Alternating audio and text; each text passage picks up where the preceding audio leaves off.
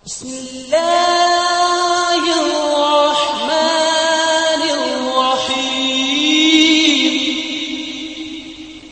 عليكم ورحمة الله وبركاته. إن الحمد لله نحمده ونستعينه ونستغفره ونعوذ بالله من شرور أنفسنا ومن سيئات أعمالنا. من يهده الله فلا مضل له ومن يضلله فلا هادي له وأشهد أن لا إله إلا الله وحده لا شريك له وأشهد أن محمدا عبده ورسوله. يا أيها الذين آمنوا اتقوا الله حق تقاته ولا تموتن إلا وأنتم مسلمون. يا أيها الناس اتقوا ربكم الذي خلقكم من نفس واحدة وخلق منها زوجها وبث منهما رجالا كثيرا ونساء واتقوا الله الذي تساءلون به والأرحام إن الله كان عليكم رقيبا. يا أيها الذين آمنوا اتقوا الله وقولوا قولا سديدا يصلح لكم أعمالكم ويغفر لكم ذنوبكم ومن يطع الله ورسوله فقد فاز فوزا عظيما. أما بعد فإن خير الحديث كتاب الله وخير الهدي هدي محمد صلى الله عليه وسلم وشر الأمور محدثاتها وكل محدثة بدعة وكل بدعة ضلالة وكل ضلالة في النار. فقد قال الله تبارك وتعالى في القرآن المجيد والفرقان الحميد: فأعوذ بالله السميع العليم من الشيطان الرجيم من همزه ونفخه ونفثه. بسم الله الرحمن الرحيم. إنما كان قول المؤمنين إذا دعوا إلى الله ورسوله ليحكم بينهم أن يقولوا سمعنا وأطعنا وأولئك هم المفلحون. وقال جل وعلا: أعوذ بالله من الشيطان الرجيم. قد أفلح المؤمنون الذين هم في صلاتهم خاشعون والذين هم عن اللغو معرضون إلى آخر الآيات. رب اشرح لي صدري ويسر لي أمري واحلل عقدة من لساني يفقهوا قولي. رب زدني علما سبحانك لا علم لنا إلا ما علمتنا إنك أنت العليم الحكيم. معزز حاضرین، اللہ رب العالمین نے جب ہم سب کی تخلیق فرمائی، اللہ رب العالمین جب ہماری تخلیق سے فارغ ہو گیا تو اللہ رب العالمین نے یہ سوچا کہ یہ جو مخلوق میں نے پیدا کی ہے، سب سے زیادہ جب یہ دنیا میں جائے گی تو اسے کس چیز کی ضرورت پڑے گی، میری طرف سے میں اس مخلوق کو کیا تحفے میں دوں، کیا دوں کہ یہ مخلوق کامیاب ہو، اور وہ کون سی چیز ہوگی کہ جس کے نہ ملنے پر یہ مخلوق تباہ اور برباد ہو جائے گی۔ تو اللہ رب العالمین نے اپنے نفس پر، جس دن اللہ رب العالمین فلما قضا خلقہ، جب اللہ تعالیٰ تخلیق سے فارغ ہو گیا تو اللہ رب العالمین نے فوق العرش، عرش کے اوپر یہ لکھ دیا: ان رحمتی سبقت غضبی، میری رحمت ہمیشہ میرے غضب پر غالب آئے گی، میری رحمت ہمیشہ میرے غصے پر غالب آ جائے گی۔ یہ جو میری مخلوق ہے، سب سے زیادہ اگر اسے کسی چیز کی ضرورت ہوگی تو میری رحمت کی ہوگی۔ اللہ تعالیٰ نے اس مخلوق کو بنایا، میری اس مخلوق کو رحمت کی ضرورت ہے، تو اللہ تعالیٰ نے رحمت کی تخلیق فرمائی۔ جب رحمت کی تخلیق سے اللہ رب العالمین فارغ ہو گیا، جعل اللہ الرحمت 100 جزء، اللہ تعالیٰ نے رحمت کو 100 حصوں میں ڈیوائیڈ کیا۔ مزید جب اللہ تعالیٰ نے رحمت کو بنایا تو رحمت کے 100 حصے کیے۔ فَأَمْسَكَ عِنْدَهُ 99 جُزْءًا، پھر اپنے پاس 99 جز اللہ تعالیٰ نے رحمت رکھی۔ فَأَمْسَكَ عِنْدَهُ 99 جُزْءًا، اپنے پاس اللہ تعالیٰ نے 99 حصے رحمت کے ہولڈ کیے۔ فَأَنزَلَ إِلَى الْأَرْضِ جُزْءًا وَاحِدًا، اور زمین پر اللہ رب العالمین نے ایک حصہ رحمت کو نازل فرمایا۔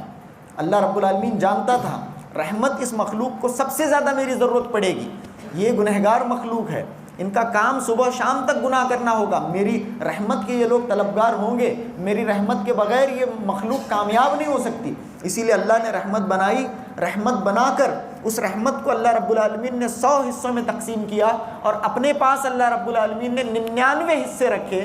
اس کے بعد ایک حصے کو فَأَنزَلَ إِلَى الْأَرْضِ جُزْءًا وَاحِدًا، ایک حصے کو اللہ رب العالمین نے زمین میں نازل فرمایا۔ حضرت آدم علیہ السلام کی پیدائش سے لے کر آج تک اور اس کے بعد قیامت کی صبح تک جتنی انسانیت پیدا ہوگی، جتنے جن پیدا ہوں گے، جتنی مخلوقات پیدا ہوں گی، یہاں تک کہ جتنے بھیڑ بکریاں پیدا ہوں گے، جتنے بیل پیدا ہوں گے، جتنے دوسرے چوپائے پیدا ہوں گے، سب کے سب آپس میں اگر ایک دوسرے سے رحم کریں گے تو وہ اسی ایک جز رحمت کے نتیجے میں ہوں گے۔ آج بھائی بھائی سے محبت کرتا ہے، والدین اپنی اولاد سے محبت کرتے ہیں، اولاد والدین سے محبت کرتی ہے، یہاں تک کہ اللہ کے نبی علیہ السلام نے فرمایا ایک بکری جسے حافر کہتے ہیں، نہ کہ صرف بکری بلکہ کھر والے جانور، جتنے بھی کھر والے جانور ہیں، گھوڑے ہیں، بکریاں ہیں، اس کے علاوہ بھیڑ بکریاں، دوسرے سارے کے سارے جانور جب اپنے بچے کو جنتے ہیں، جب بچہ پیدا کرتے ہیں تو آپ نے دیکھا ہوگا کبھی کوئی، جبکہ جانور کے اندر عقل نہیں ہے، جبکہ اس کے اندر شعور نہیں ہے، کبھی کوئی بکری کا بچہ اس کی ماں کے پیر میں آ کر مرا نہیں ہے، کوئی بکری کا بچہ، کوئی گائے کا بچہ اس کی ماں کے پیر میں آ کر مرا نہیں ہے۔ اسے یہ خیال ہے کہ میرے پیر میں میرا بچہ ہے، اسے یہ احساس ہوتا ہے کہ میرے پیر میں میرا بچہ ہے۔ دنیا کے اندر جانور بھی اپنی اولاد کے لیے تڑپتے ہیں، آپ نے دیکھا ہے، مشاہدہ ہم نے کیا ہے، انسان آپس میں ایک دوسرے سے محبت کرتے ہیں۔ حضرت آدم علیہ السلام سے لے کر قیامت کی صبح تک پیدا ہونے والا آخری انسان، اس کے دل کے اندر اگر رحمت کی رمق بھی ہے تو یہ اسی ایک جز کا نتیجہ ہے، اسی ایک جز رحمت جو اللہ تعالیٰ نے زمین پر نازل فرمائی ہے، یہ اسی کے نتیجے میں ہے۔ اب اس ذات کے بارے میں آپ اندازہ لگائیے، ویسے ہم اندازہ لگانے میں کامیاب نہیں ہو پائیں گے، ہماری عقلیں اندازہ لگانے سے بھی قاصر ہیں۔ وہ ذات کس قدر رحیم ہے، وہ ذات کس قدر رحمت والی ہوگی جس کے پاس 99 حصے رحمت کے ہیں۔ اور یہاں پر میں اکثر ایک سٹیٹمنٹ کا رد کرتا ہوں، عام طور سے ہمارے معاشرے کے اندر یہ سٹیٹمنٹ زبانوں پر لوگوں کے چڑھ چکا ہے، رائج ہے، لوگ آسانی سے بول دیتے ہیں جبکہ یہ اللہ کی شان میں گستاخی ہے۔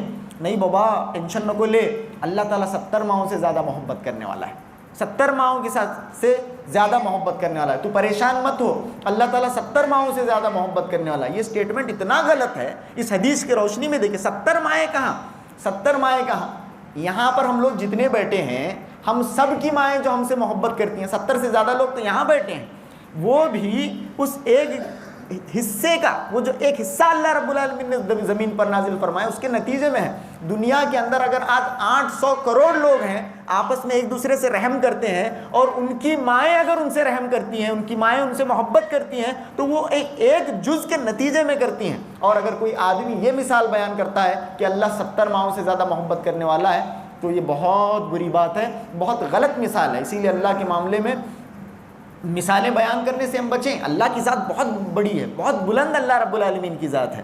تو اللہ رب العالمین نے اپنی ذات پر رحمت کو لکھ دیا ہے، اور اب رحمت کو جب اللہ رب العالمین نے اپنی ذات پر لکھا ہے تو اس کے رحمت کے مظاہر جو ہیں، اس کی رحمت کے مظاہر میں شہر رمضان المبارک کا یہ مہینہ اس کی رحمت کے مظہروں میں سے ایک مظہر ہے۔ اللہ رب العالمین جانتا ہے کہ یہ جو میرے بندے ہیں ان کو رمضان جیسے ایک مبارک مہینے کی بہت ضرورت ہے۔ اللہ رب العالمین نے ہمارے لیے یہ رمضان کا تحفہ عطا فرمایا۔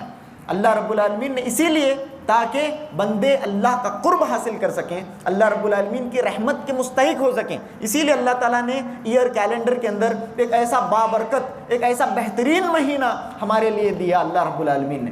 دیکھیے، اگر ہم چاہتے ہیں کہ اللہ رب العالمین کا تقرب حاصل کریں، اللہ رب العالمین کے قریب ہوں، ہم میں سے کون ہے جو اس بات کا انکار کرتا ہے؟ یہاں پر کون ایسا ہے جو اللہ رب العالمین کا تقرب حاصل نہ کرنا چاہے؟ اللہ رب العالمین کا ہم میں سے ہر کوئی تقرب حاصل کرنا چاہتا ہے۔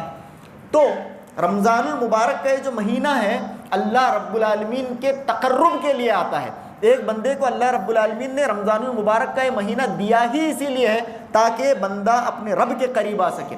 کیسے آئے گا اپنے رب کے قریب؟ اللہ رب العالمین نے فرمایا، حدیث قدسی ہے، حدیث قدسی میں اللہ رب العالمین فرماتا ہے وَمَا يَتَقَرَّبُ إِلَيَّ عَبْدِي بِشَيْءٍ أَحَبُّ إِلَيَّ مِمَّا افْتَرَضْتُ عَلَيْهِ، میرا بندہ ان اعمال کو اختیار کر کے جس سے میرا قرب حاصل کرنا چاہتا ہے، جن اعمال کو اختیار کر کے میرا بندہ میرا قرب حاصل کرنا چاہتا ہے، ان اعمال میں فرض سے بڑھ کر کوئی عمل نہیں ہے، فرض سے بڑھ کر کوئی عمل نہیں۔ اللہ تعالیٰ نے جو اعمال ہمارے اوپر فرض کیے ہیں وہی وہ اعمال ہیں جن کو اختیار کر کے ایک بندہ اللہ رب العالمین کے قریب ہو سکتا ہے۔ تو آپ دیکھیں گے دوسرے مہینوں کے مقابلے میں سب سے زیادہ فرائض جو ہیں، اللہ تعالیٰ نے جو فرائض ہمارے اوپر نافذ کیے ہیں، عائد کیے ہیں، وہ کون سے مہینے میں ہیں؟ رمضان المبارک کے مہینے میں ہیں۔ جیسے کہ 5 وقت کی نمازیں جو فرض ہیں، فرض عبادت ہے، یہ بھی رمضان کے مہینے میں۔ 5 وقت کی نمازیں، فرض نمازیں رمضان کے مہینے میں ہوتی ہی ہیں۔ اس کے بعد رمضان المبارک کے روزے، کتب علیکم الصیام، ان روزوں کو اللہ رب العالمین نے ہمارے اوپر لکھ دیا ہے، ہم پر فرض قرار دیا ہے۔ یہ روزے بھی رمضان المبارک کے اندر ہیں، 2 فرض ہوئے۔ تیسرا فرض جو اللہ رب العالمین نے کمپلسری تو ہمارے اوپر نہیں کیا، آپ کسی دوسرے مہینے میں بھی زکوٰۃ نکال سکتے ہیں، لیکن چونکہ رمضان نیکیوں کا موسم بہار ہوتا ہے، لوگوں کا رجحان اس بات کی طرف زیادہ دیکھنے کو ملتا ہے کہ رمضان المبارک کے مہینے میں ہی ہم زکوٰۃ نکالتے ہیں۔ 3 فرض ہوئے، 3 فرض اس کے اندر ہوئے۔ حج 1 فرض بچ جاتا ہے۔ اس کے بعد ایک چیز ہے توحید۔ توحید تو آدمی کے اندر ہے، وہ کوئی عملی چیز نہیں ہے، وہ اندر سے اس کے اندر ہوتی ہے۔ تو زیادہ سے زیادہ فرائض اگر ایک بندے کو فرائض پر عمل کرنے کو کوئی موقع ملتا ہے تو رمضان المبارک کا مہینہ ہے۔ ایک چیز فرائض رمضان المبارک کے مہینے میں اللہ ٹریننگ دے رہا ہے کہ میرے بندے، اگر تو چاہتا ہے کہ مجھ سے قریب ہو تو یہ مہینہ تیری ٹریننگ کے لیے ہے، اس مہینے میں تو ٹرین ہو جا تاکہ تو میرے قریب ہوتے رہے۔ اچھا، دوسری چیز، پہلی چیز اللہ کے قریب ہونے کے لیے فرائض، دوسری چیز جس سے بندہ اللہ رب العالمین کے قریب ہوتا ہے وہ ہے نوافل۔ اللہ کے نبی علیہ الصلوۃ والسلام نے فرمایا کہ اللہ رب العالمین فرماتا ہے وَمَا يَتَقَرَّبُ إِلَيَّ عَبْدِي بِالنَّوَافِلِ حَتَّى أُحِبَّهُ، بندہ میرے قریب ہوتا ہے، کس چیز سے میرے قریب ہوتا ہے؟ نوافل سے میرے قریب ہوتا ہے۔ بندہ نوافل پڑھتا جاتا ہے، نوافل پر عمل کرتا جاتا ہے، ایک لیول آتا ہے، ایک لیول، اس لیول میں کیا ہوتا ہے؟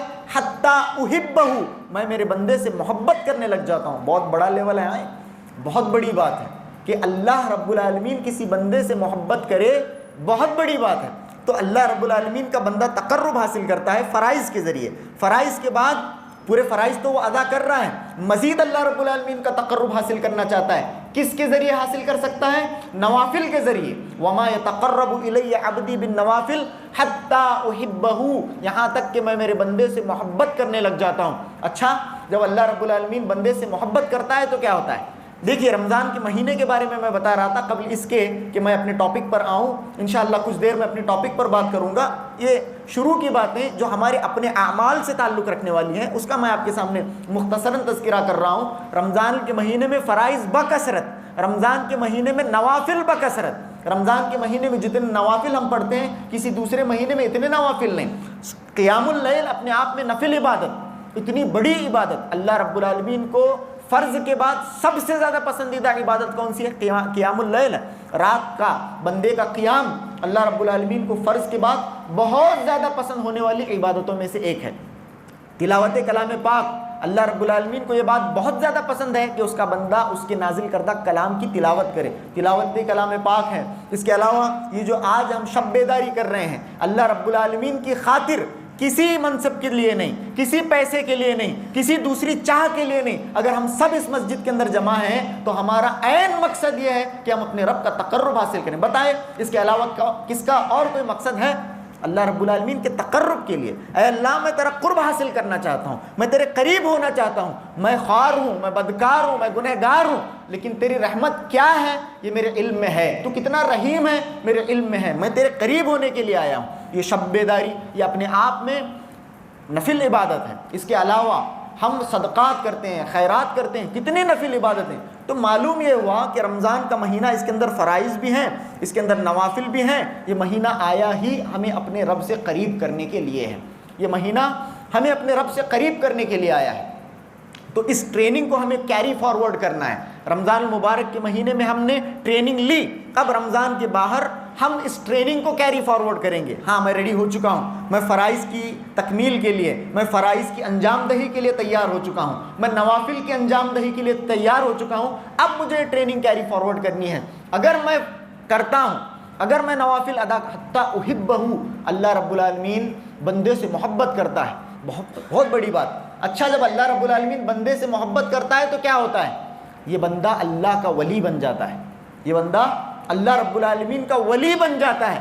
ایسا ولی بنتا ہے، ایسا ولی بنتا ہے، اللہ اس سے اتنی محبت کرنے لگ جاتا ہے کہ اللہ نے فرمایا من عادی لی ولیا فقد آذنتہ بالحرب، میرے اس بندے سے جو کوئی دشمنی کرے گا میں اس کے ساتھ جنگ کا اعلان کرتا ہوں۔ اللہ کا اتنا خاص، اللہ رب العالمین کا ایک بندہ اتنا خاص ہو گیا۔ آج ہم کسی گلی محلے کے ایک چھوٹے سے لیڈر کو اگر ایک آدمی جان پہچان کر لیتا ہے، اس کے ساتھ سیلفی کاٹنے کے لیے اتاولا ہوتا ہے، بھیڑ میں گھس کر اپنی عزت نفس کو ہاتھ میں لے کر سر سیلفی سر سر سر سر سر سر کر کے سیلفی لیتا ہے، کسی کے قریب آدمی ہونا چاہتا ہے، کسی سیاسی رہنما کے قریب ہونا چاہتا ہے، کسی گلی محلے کے لیڈر کے قریب ہونا چاہتا ہے۔ بابا اللہ کے قریب ہو، ان سارے اعمال کو لازم پکڑ جس سے بندہ اللہ کے قریب ہوتا ہے۔ جب اللہ کے قریب بندہ ہوتا ہے تو اللہ رب العالمین ایسے بندے سے محبت کرتا ہے۔ جب اللہ کسی بندے سے محبت کرتا ہے تو اللہ نے فرمایا میرے اس بندے سے خبردار کوئی دشمنی نہ کرے، اگر کوئی میرے اس بندے سے دشمنی کرتا ہے فقد آذنتہ بالحرب، میں نے اس کے ساتھ اعلان جنگ کیا ہے۔ کتنی بڑی بات ہے، اللہ تعالیٰ ایسے بندے سے اعلان جنگ کرتا ہے۔ پھر اللہ نے فرمایا فَإِذَا أَحْبَبْتُهُ، اتنے پر بس نہیں، میں آپ سب کو فرائض کی انجام دہی کی طرف بلا رہا ہوں۔ فرائض، رمضان کے بعد ہمیں فرائض کو، فرض نمازوں کو لازم پکڑنا ہے۔ میرا جو ٹاپک آج کا ہے کیا ہے؟ فلاح کی راہ، فلاح کی راہ، فلاح کی راہ میرا ٹاپک ہے، ٹھیک ہے۔ نماز کے لیے جب اذان دی جاتی ہے تو مؤذن کیا کہتا ہے؟ حیا علی الفلاح، فلاح کی طرف آؤ، یہی فلاح کی راہ ہے۔ فلاح کی راہ، کامیابی کی راہ، نجات کا راستہ نماز ہے۔ رمضان المبارک کے بعد ہمیں نماز کو لازم پکڑنا ہے۔ عید کے دن سے ہم نماز سے فارغ ہو جاتے ہیں۔ وَاعْبُدْ رَبَّكَ حَتَّى يَأْتِيَكَ الْيَقِينُ، اللہ تعالیٰ نے کیا فرمایا؟ اپنے رب کی عبادت کرو یہاں تک کہ عید آ جائے۔ ایسا ہے، اپنے رب کی عبادت کرو یہاں تک کہ عید آ جائے، یا پھر اپنے رب کی عبادت کرو یہاں تک کہ موت آ جائے۔ وَاعْبُدْ رَبَّكَ حَتَّى يَأْتِيَكَ الْيَقِينُ، اپنے رب کی عبادت کرو یہاں تک کہ تمہیں موت آ جائے۔ تو موت تک ہمیں عبادت کرنی ہے، عید تک عبادت نہیں کرنی ہے۔ فرض کو چاہیے کہ ہم لازم پکڑیں۔ اللہ رب العالمین اپنے بندے سے محبت کرنے لگ جاتا ہے۔ جب محبت کرتا ہے تو اللہ فرماتا ہے فَإِذَا أَحْبَبْتُهُ كُنْتُ سَمْعُهُ الَّذِي يَسْمَعُ بِهِ وَبَصَرُهُ الَّذِي يُبْصِرُ بِهِ وَيَدَهُ الَّذِي يَبْطِشُ بِهَا وَرِجْلَهُ الَّذِي يَمْشِي بِهَا۔ جب میں میرے بندے سے محبت کرنے لگ جاتا ہوں، اور یہ نیکسٹ لیول ہے، اللہ کی محبت کا یہ جو لیول ہے یہ نیکسٹ لیول ہے۔ اللہ رب العالمین سے اس مبارک رات میں دعا کریں کہ اللہ رب العالمین اس لیول تک ہمیں پہنچائے۔ کیوں صاحب؟ اللہ کی رحمت سے دور ہے یہ چیز، اللہ کی رحمت کے بعید ہے۔ وہ لوگ جو پچھلے زمانوں میں گزر چکے، کیا یہ مقام و مرتبہ صرف انہی کے لیے تھا؟ ہمارے لیے بھی ہے، ہم گنہگاروں کے لیے بھی یہ مقام ہے۔ اس لیول تک انشاءاللہ ہم اللہ سے دعا کریں گے کہ اللہ تو ہمیں پہنچا دے اس لیول کو جو میں اب ترجمہ کرنے والا ہوں۔ کیا؟ جب میں میرے بندے سے محبت کرنے لگ جاتا ہوں، کنتُ سمعہ الذی یسمع بہ، میں اس کا کان بن جاتا ہوں جس سے وہ سنتا ہے۔ وبصرہ الذی یبصر بہ، میں اس کی آنکھ بن جاتا ہوں جس سے وہ دیکھتا ہے۔ ویدہ الذی یبطش بہا، میں اس کا ہاتھ بن جاتا ہوں جس سے وہ پکڑتا ہے۔ ورجلہ الذی یمشی بہا، میں اس کا پیر بن جاتا ہوں جس سے وہ چلتا ہے۔ یہ عجیب لیول ہے اللہ رب العالمین کا۔ یہ کیا بول رہے ہیں، ذرا ٹھہرو۔ یہ حدیث جو ہے اس کی انڈرسٹینڈنگ بھی بندے کو ہونا ضروری ہے۔ کوئی آدمی اس حدیث کو لے کر صوفیت کے پوری کی پوری صوفیت کا جو پایا ہے نہیں اسی حدیث پر ہے، پوری صوفیت کی بنیاد اس کے اوپر ہے۔ گمراہ فرقوں نے اس حدیث کو اتنا دونوں ہاتھوں سے لیا ہے، گمراہ فرقوں نے نہیں، اس کا ایکسپلینیشن اور اس کی انڈرسٹینڈنگ کس کی بنیاد پر ہوگی؟ سلف کی بنیاد پر۔ سلف نے جو ایکسپلینیشن دیا، کیا؟ میں اس کا کان بن جاتا ہوں جس سے وہ سنتا ہے۔ کیا مطلب؟ میرا بندہ جب میں اس سے محبت کرتا ہوں میں اس کا کان بن جاتا ہوں جس سے وہ سنتا ہے، کا مطلب ہے میرا بندہ وہی سنے گا اس کے بعد، آج کے بعد میرا بندہ وہی سنے گا جو میں چاہتا ہوں کہ وہ سنے۔ میرا بندہ آج کے بعد وہی دیکھے گا جو میں چاہتا ہوں کہ وہ دیکھے۔ میرا بندہ اپنے ہاتھوں سے آج کے بعد وہی چھوئے گا جو میں چاہتا ہوں کہ وہ چھوئے۔ میرا بندہ اپنی قدموں سے چل کر اسی چیز کی طرف جائے گا جس چیز کی طرف میں چاہتا ہوں کہ وہ جائے۔ سمجھ میں آ رہی بات؟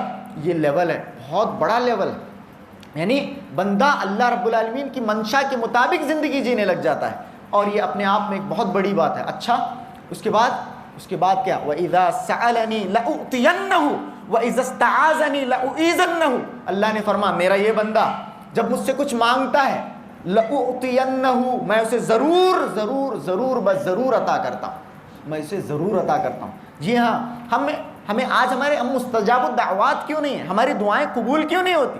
ہم نے تو کرائٹیریاز جو ہے فلفل ہی نہیں کیے۔ ہم کوالیفائڈ ہی نہیں ہیں.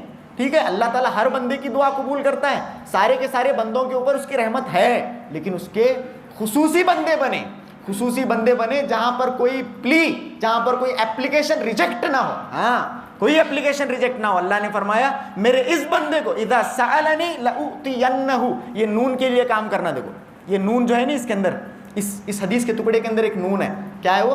لأعطینہ, میں اسے ضرور دوں گا. اللہ نے جو تاکید یہاں پر استعمال کی ہے, اس کے لیے ہمیں یہ سارے سٹیجز پار کرنے پڑیں گے. وَإِذَا اسْتَعَاذَنِي, جب وہ کسی چیز کی پناہ طلب کرتا ہے, وَإِذَا اسْتَعَاذَنِي لَأُعِيذَنَّهُ, میں اسے اس چیز سے پناہ نصیب کرتا ہوں, میں اس چیز سے اسے بچا لیتا ہوں. یہ اللہ رب العالمین نے فرمایا. یہ ایک لیول ہے. ہمیں چاہیے کہ آج کے اس تقریر سے یہ چیز ہم یہاں سے لے کر اٹھیں. اب کے بعد, رمضان المبارک کے بعد, مجھے فرائض کو لازم پکڑنا ہے. کوئی ایسا فرض, کوئی عبادت نہیں ہوگی. فرائض بولے تو صرف حقوق اللہ میں فرائض نہیں ہے, بلکہ حقوق العباد میں بھی فرائض ہیں. اللہ کے بندوں کے جو حقوق مجھ پر عائد ہوتے ہیں وہ بھی فرائض ہی ہیں. ان سارے حقوق کو مجھے ادا کرنا ہوگا, اور اللہ رب العالمین نے جو فرائض اپنے حق کے لیے میرے پر عائد کیے ہیں مجھے وہ ادا کرنے ہوں گے. اس کے علاوہ مجھے نوافل کی پابندی کرنی پڑے گی. جتنا ہو سکے میں نوافل کے قریب جاؤں, میں نوافل پڑھوں. اور نوافل جتنے, نوافل 3 طرح کے ہوتے ہیں, قولیہ, فعلیہ, مالیہ. قول سے نوافل, ذکر و اذکار بکثرت. مالیہ, مال سے نوافل, زیادہ سے زیادہ نفل صدقات, نفل خیرات. اور اس کے بعد مالیہ, قولیہ, فعلیہ, تطوعات, زیادہ سے زیادہ سنن, رواتب, نوافل زیادہ سے زیادہ ایک بندہ اپنی زندگی میں پڑھا کرے. تو یہ چیزیں ہیں, یہ ابتدائی طور پر میں نے آپ کے سامنے بیان فرمائی. تو ہمیں چاہیے کہ ہم اس چیز کو لازم پکڑیں. چلیے اس کے بعد یہ اپنے آپ میں فلاح ہے. یہ آج کے ہمارے جو تقریر کا عنوان ہے فلاح, ایک بندہ فلاح پائے. فلاح کیا ہے؟ سب سے پہلے ہم ڈیفینیشن دیکھ لیتے ہیں. فلاح کیا ہے؟ فرمایا محدثین نے, فقہا نے فلاح کو بہت زیادہ غور کرنے کے بعد, بہت زیادہ سوچنے کے بعد فلاح کا ڈیفینیشن انہوں نے لکھا. کیا؟ بہت سمپل الفاظ میں. فلاح کیا ہے؟ الظفر بالمطلوب والنجاة من المرہوب. الظفر بالمطلوب, آدمی مطلوب پا جائے, جو وہ چاہتا تھا اسے مل جائے, جس چیز سے وہ ڈرتا تھا اس سے بچ جائے. یہ فلاح ہے. سمجھ میں آ رہی بات؟ جس چیز کو وہ چاہتا تھا اسے پا جائے. ہم سب کیا چاہتے ہیں؟ ہم کس چیز کی تلاش میں یہاں پر بیٹھے ہیں؟ ہم سب جنت چاہتے ہیں, ہم سب جنت کے متلاشی ہیں. اے اللہ تو ہمیں اپنے رحمت کاملہ واسعہ دائمہ کے ذریعے جنت میں داخلہ نصیب فرمائے. ہم یہی تو چاہتے ہیں. ایک چیز یہ. نجات کا مطلب, فلاح کا مطلب کیا ہے؟ الظفر بالمطلوب, ہمارا مطلوب, ہمارا مقصود کیا ہے؟ ہمارا مطلوب جنت ہے. اس کے بعد والنجاة من المرہوب, جس چیز سے ہم ڈرتے ہیں, جس چیز سے ہمارے دل دہلتے ہیں. کل سورہ واقعہ کی تفسیر ہو رہی تھی. سورہ واقعہ کی تفسیر میں اللہ رب العالمین نے جو باتیں جہنم کے تعلق سے بتائی ہیں دوسرے رکوع میں, کیسی دل دہلانے والی باتیں, کیسی خطرناک باتیں ہیں سورہ واقعہ کی تفسیر کے اندر. تو وہ اس چیز سے اللہ تو ہمیں بچا. یہ ہے فلاح, یعنی مطلوب کو پا لینا اور مرہوب سے دوری, مرہوب سے نجات, جنت میں داخلہ, ان دی ادر ورڈز جنت میں داخلہ اور جہنم سے نجات. یہ ہم پانے کے لیے یہاں پر آئے ہیں, اور اسی کی راہ کیا ہو سکتی ہے وہ ہم تلاش کرنے کے لیے آئے ہیں. تو انشاءاللہ کچھ باتیں کتاب و سنت کی روشنی میں آپ کے سامنے بیان کروں گا اس عنوان کے تحت. وہ ہے فلاح کی راہ یا پھر فلاح کی راہیں.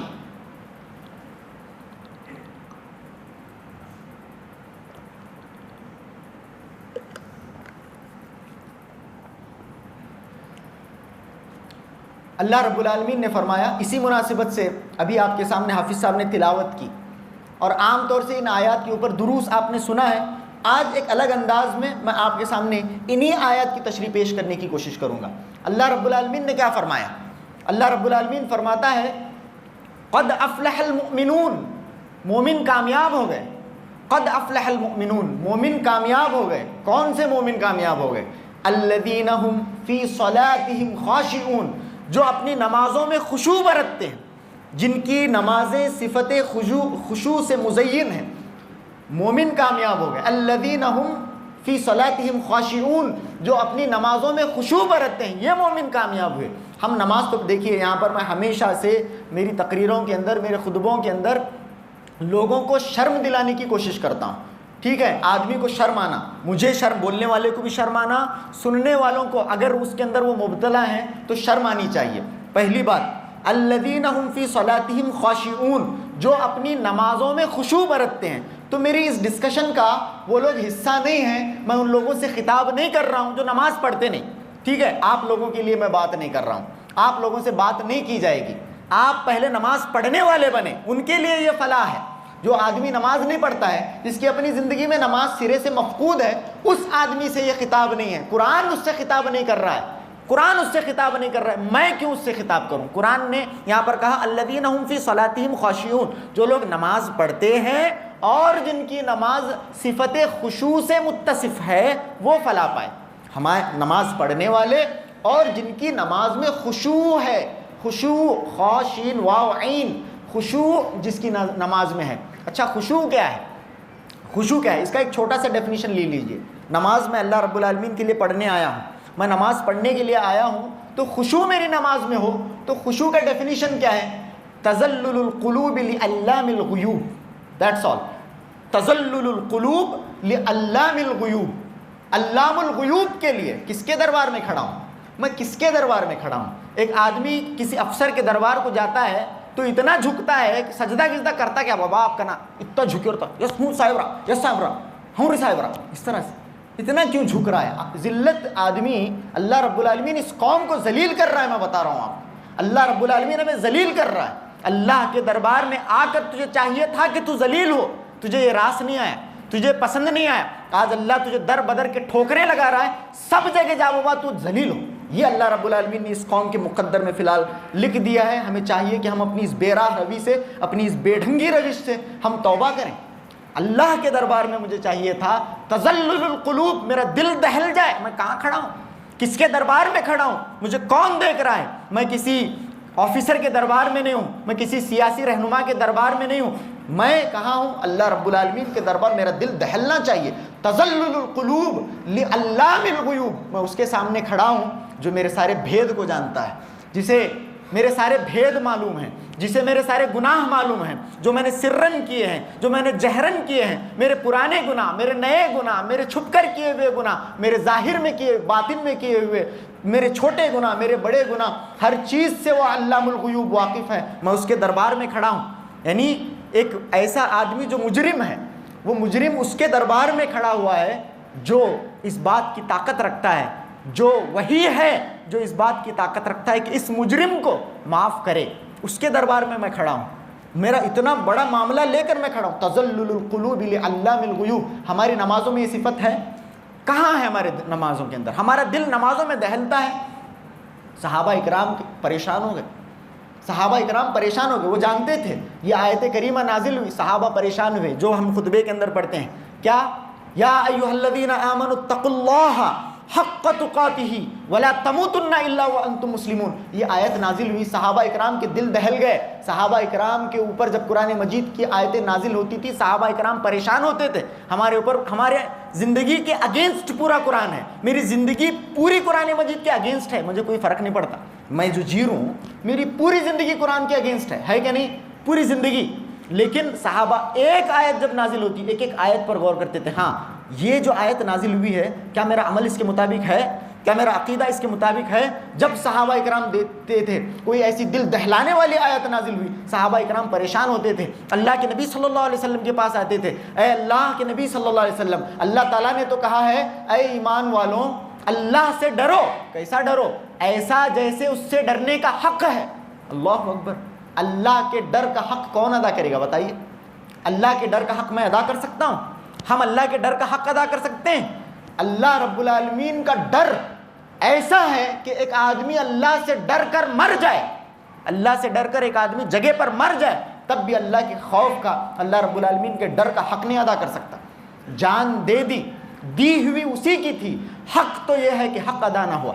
یہ معاملہ ہے اللہ رب العالمین کے خوف کا, یہ معاملہ ہے. ہم صحابہ اکرام پریشان ہو گئے, آئے اللہ کے نبی کے پاس, اے اللہ کے نبی علیہ السلام بتائیے ہم اللہ رب العالمین کے ڈر کا کیسے حق ادا کریں. صحابہ اکرام کی اس پریشانی کو دیکھ کر اللہ رب العالمین نے آیت نازل فرمائی, کہا فاتقوا اللہ ما استطعتم, تم اللہ کے خوف کا, اللہ رب العالمین کے ڈر کا حق نہیں ادا کر سکتے, اتنا کرو جتنا ڈر سکتے ہو اللہ رب العالمین سے اتنا ڈرو. جتنا ڈر سکتے ہو اللہ کی ذات سے اتنا ڈرو۔ ہمارے پاس عقل مند کون؟ ہمارے پاس عقل مند کون؟ ہمارے پاس انٹیلیجنٹ کون؟ وہ جو بہت زیادہ کوالیفائڈ ہو، وہ جو دنیاوی اعتبار سے بہت زیادہ سکسیسفل ہو، وہ جسے بہت بڑے بڑے آنرس ملے ہوں، وہ جسے بڑے بڑے ایوارڈس ملے ہوں، وہ جسے نوبل پرسکار ملا ہو، وہ جسے نوبل انعام ملا ہو، ہمارے نزدیک انہیں بہت انٹیلیجنٹ، بہت عقل مند۔ صحابہ کے نزدیک انہیں عقل مند نہیں۔ رأس الحکمت مخافت اللہ، صحابہ اکرام بولتے تھے وہ آدمی دنیا کا موسٹ انٹیلیجنٹ آدمی ہے جو اللہ سے سب سے زیادہ ڈرتا ہے۔ جی ہاں، اللہ سے سب سے زیادہ ڈرنے والا نوبل laureate سے بڑا آدمی ہے انٹیلیجنس کے اعتبار سے۔ شانہ ہے انہیں، اسے معلوم ہے کس سے ڈرنا چاہیے، کس کے قریب ہونا چاہیے۔ سمجھ میں آ رہی بات؟ تو یہاں پر یہ جو نماز ہماری اللہ کے خوف سے، ہمارے دل نماز کے اندر دہلتے نہیں ہیں، ہماری اس نماز کے اندر۔ اور ایک بندہ مومن کے لیے آپ دیکھیں اللہ رب العالمین نے نماز کو شیلڈ بنایا ہے، نماز اس کے لیے ڈھال ہے۔ جب بھی وہ کسی پریشانی کا سامنا کرتا ہے، چاہے وہ پریشانی اجتماعی ہو یا وہ پریشانی انفرادی ہو، اللہ رب العالمین نے اسے حکم دیا وَاسْتَعِينُوا بِالصَّبْرِ وَالصَّلَاةِ، صبر کے ذریعے اور نماز کے ذریعے تو مدد اللہ رب العالمین کی طلب کر۔ یہ میری شیلڈ ہے، یہ نماز میرا سب کچھ ہے۔ آج ہم لوگ نماز پڑھ رہے ہیں، اللہ کی نصرت کہاں ہے؟ متى نصر اللہ، اللہ کی مدد کہاں ہے؟ ہم سب نماز پڑھنے والے ہیں، نماز پڑھ رہے ہیں۔ ایک طبقہ ہے، بہت بڑا طبقہ ہے جو نماز نہیں پڑھتا ہے، لیکن جو طبقہ نماز پڑھ رہا ہے ان کی نمازوں میں بھی وہ اثر کہاں ہے؟ وہ اثر ہماری نمازوں کے اندر کہاں ہے؟ جبکہ نماز 2 رکعت نماز اگر آدمی ویسے پڑھتا ہے جیسے پڑھنے کا حق ہے تو امت مسلمہ کے مسائل حل ہو جائیں۔ ایک آدمی پڑھے تو ایک آدمی اگر پڑھ جائے اور ایک آدمی وہ روح اس نماز کے اندر ڈال دے اور گڑ گڑا کر اللہ رب العالمین سے دعا کرے تو عالمی مسلمانوں کے مسائل حل ہو جائیں۔ نماز کو مذاق سمجھے؟ نماز وَاسْتَعِينُوا بِالصَّبْرِ وَالصَّلَاةِ، اللہ تعالیٰ نے کہا تم مدد طلب کرو اللہ رب العالمین کی، کس کے ذریعے؟ بالصبر والصلاة، نماز کے ذریعے اور صبر کرتے رہو، نماز کے ذریعے اور صبر کرتے رہو اللہ رب العالمین کی مدد آنے تک۔ ہمارے دلوں کے اندر نماز کا معاملہ، خشوع نہیں، ہمارے دل کے اندر اللہ کا خوف نہیں، نماز کے اندر آدمی سب سے زیادہ غافل ہے۔ پہلی تاخیرات میں سلسلے میں باتیں آپ کے سامنے آئیں، نماز سے سب سے زیادہ غافل کیا مل رہا ہے ہمیں نماز میں؟ اسی لیے اقبال نے کہا، بڑی مشہور ان کی وہ نظم ہے، کبھی اے حقیقت منتظر نظر آ لباس مجاز میں، کہ ہزاروں سجدے تڑپ رہے ہیں میری جبین نیاز میں، تو بچا بچا کے نہ رکھ اسے، تیرا آئینہ ہے وہ آئینہ، جو شکستہ ہو تو عزیز تر ہے نگاہ آئینہ ساز میں، میں جو سر بسجدہ ہوا کبھی تو زمین سے آنے لگی صدا، تیرا دل تو ہے صنم آشنا، تجھے کیا ملے گا نماز میں؟ میں جو سر بسجدہ ہوا کبھی تو زمین سے آنے لگی صدا، تیرا دل تو ہے صنم آشنا، تو کسے دھوکہ دے رہا؟ تو یہ جو باڈی لے کر اپنے فزیکل فارم کو لے کر، اپنے فزیکل بینگ کو لے کر تو مسجد کے اندر آ رہا ہے، کسے دھوکہ دے رہا ہے؟ دنیا کو تو دھوکہ دے سکتا ہے، مسجد کے مصلی تو یہ سمجھتے ہوں گے کہ تو نماز کو آیا ہے، لیکن تو اپنے روح کو، اپنے دل کو کہیں اور چھوڑ کر آیا ہے، تیرا دل تو ہے صنم آشنا، تجھے کیا ملے گا نماز میں؟ یہ ہمارا معاملہ ہے۔ نمازیں ہماری روح سے مفقود ہیں۔ نمازوں کے اندر ہم دیکھتے ہیں لوگوں کو بالکل خشوع نہیں، ہماری نمازیں خشوع کے اس صفت اولا سے، صفت اعلیٰ سے ہماری نمازیں بالکل مفقود ہیں۔ تو ہمیں چاہیے کہ ہم یہ صفت ہماری نمازوں کے اندر لانے کی کوشش کریں۔ تذلل القلوب لعلام الغیوب، تذلل القلوب، دل دہل جائیں لعلام الغیوب۔ اور ایک آدمی جب اللہ رب العالمین کے دربار میں کھڑا ہے فَإِنَّهُ يُنَاجِي رَبَّهُ، گویا کہ وہ اللہ رب العالمین سے سرگوشی کر رہا ہے، اللہ رب العالمین سے بات کر رہا ہے۔ کیا ہماری نمازوں کے اندر یہ صفت ہے؟ بالکل۔ یہاں کا سوچنا، وہاں کا سوچنا، نمازوں کے اندر یہ ساری چیزیں۔ اللہ کے نبی صلی اللہ علیہ وسلم کے سامنے ایک آدمی نماز پڑھ رہا ہے، اللہ کے نبی علیہ السلام کے سامنے ایک آدمی نماز پڑھتا ہے، آپ نے اس آدمی کو دیکھا نماز میں کھڑے، ہمیں ہماری جیسی نماز میں ٹھہرے، ہاتھ ادھر کر رہا، داڑھی کھجا رہا، اور ٹوپی کاٹنے کا ٹوپی ڈالنے کا ہمارا معاملہ، جو لوگ داڑھی کا خلال کرنا، ہاتھ یہ کرنا وہ کرنا، اس طرح سے کرنا، لوگوں کی نمازوں کے اندر یہ معاملہ ہے۔ اللہ کے نبی علیہ السلام کے سامنے ایک آدمی نماز پڑھ رہا ہے، آپ صلی اللہ علیہ وسلم نے فرمایا لَخَشَعَتْ قَلْبُهُ لَسَكَنَتْ جَوَارِحُهُ، اگر اس کا دل خشوع کرتا، اگر اس کا دل خشوع کی صفت سے متصف ہوتا تو اس کے جوارح، اس کے اعضاء سے جھلکتا۔ اس کے دل میں خشوع نہیں ہے، یہ اس کے اعضاء سے جھلک رہا ہے، اس کی نماز میں خشوع نہیں ہے۔ اگر اس کا دل خشوع میں ہوتا، اگر اس کا دل خشوع ہوتا تو یہ جھلکتا بالکل نماز کے اندر۔ اللہ رب العالمین کے دربار میں کھڑا ہے، کیسے کھڑا ہے؟ اور ہمارے لوگوں کا معاملہ، جو لوگ اپنے آپ کو توحید پرست کہتے ہیں، نمازوں کے اندر کیا معاملہ؟ ایک بار آپ پیروں کو ملا کر کھڑے ہو جائیے. ایک بار ٹھیک ہے اس بات کا اہتمام کیا جائے کہ پیروں کو ملا کر ہمیں کھڑے ہونا ہے. ایک بار کھڑے ہو جائیے. نماز ہوئے تک وہ فکر ہو چوسے انہیں لگانے نہ کر رہا. انہیں بازو والا انکمفرٹیبل ہے, ایسا کیسا ہمارا مسجد کا ہے تو اب بھگتنا تو اب. ہاں, اسے دلیل معلوم نہیں, اسے حدیث معلوم نہیں, اسے ہم پہلے دن ہی متنفر کر دیتے ہیں. انہیں آئے اب جا رہا تھا اسے کون تو لے گئے, اب آئے ادھر ایکلا ٹھہرے, ادھر ایکلا ٹھہرے, ادھر سے انہیں دبا رہا, ادھر سے انہیں دبا رہا, پریشان ہے. اور اسے بولیں پاؤں نہیں لگانے کا نماز کے اندر. صحابہ کے بارے میں بخاری و مسلم کی روایتیں چاہے ہوں, امام کے نزدیک نہیں ہے, ہمارے ائمہ کے نزدیک یہ بات نہیں ہے پاؤں نہیں لگانا.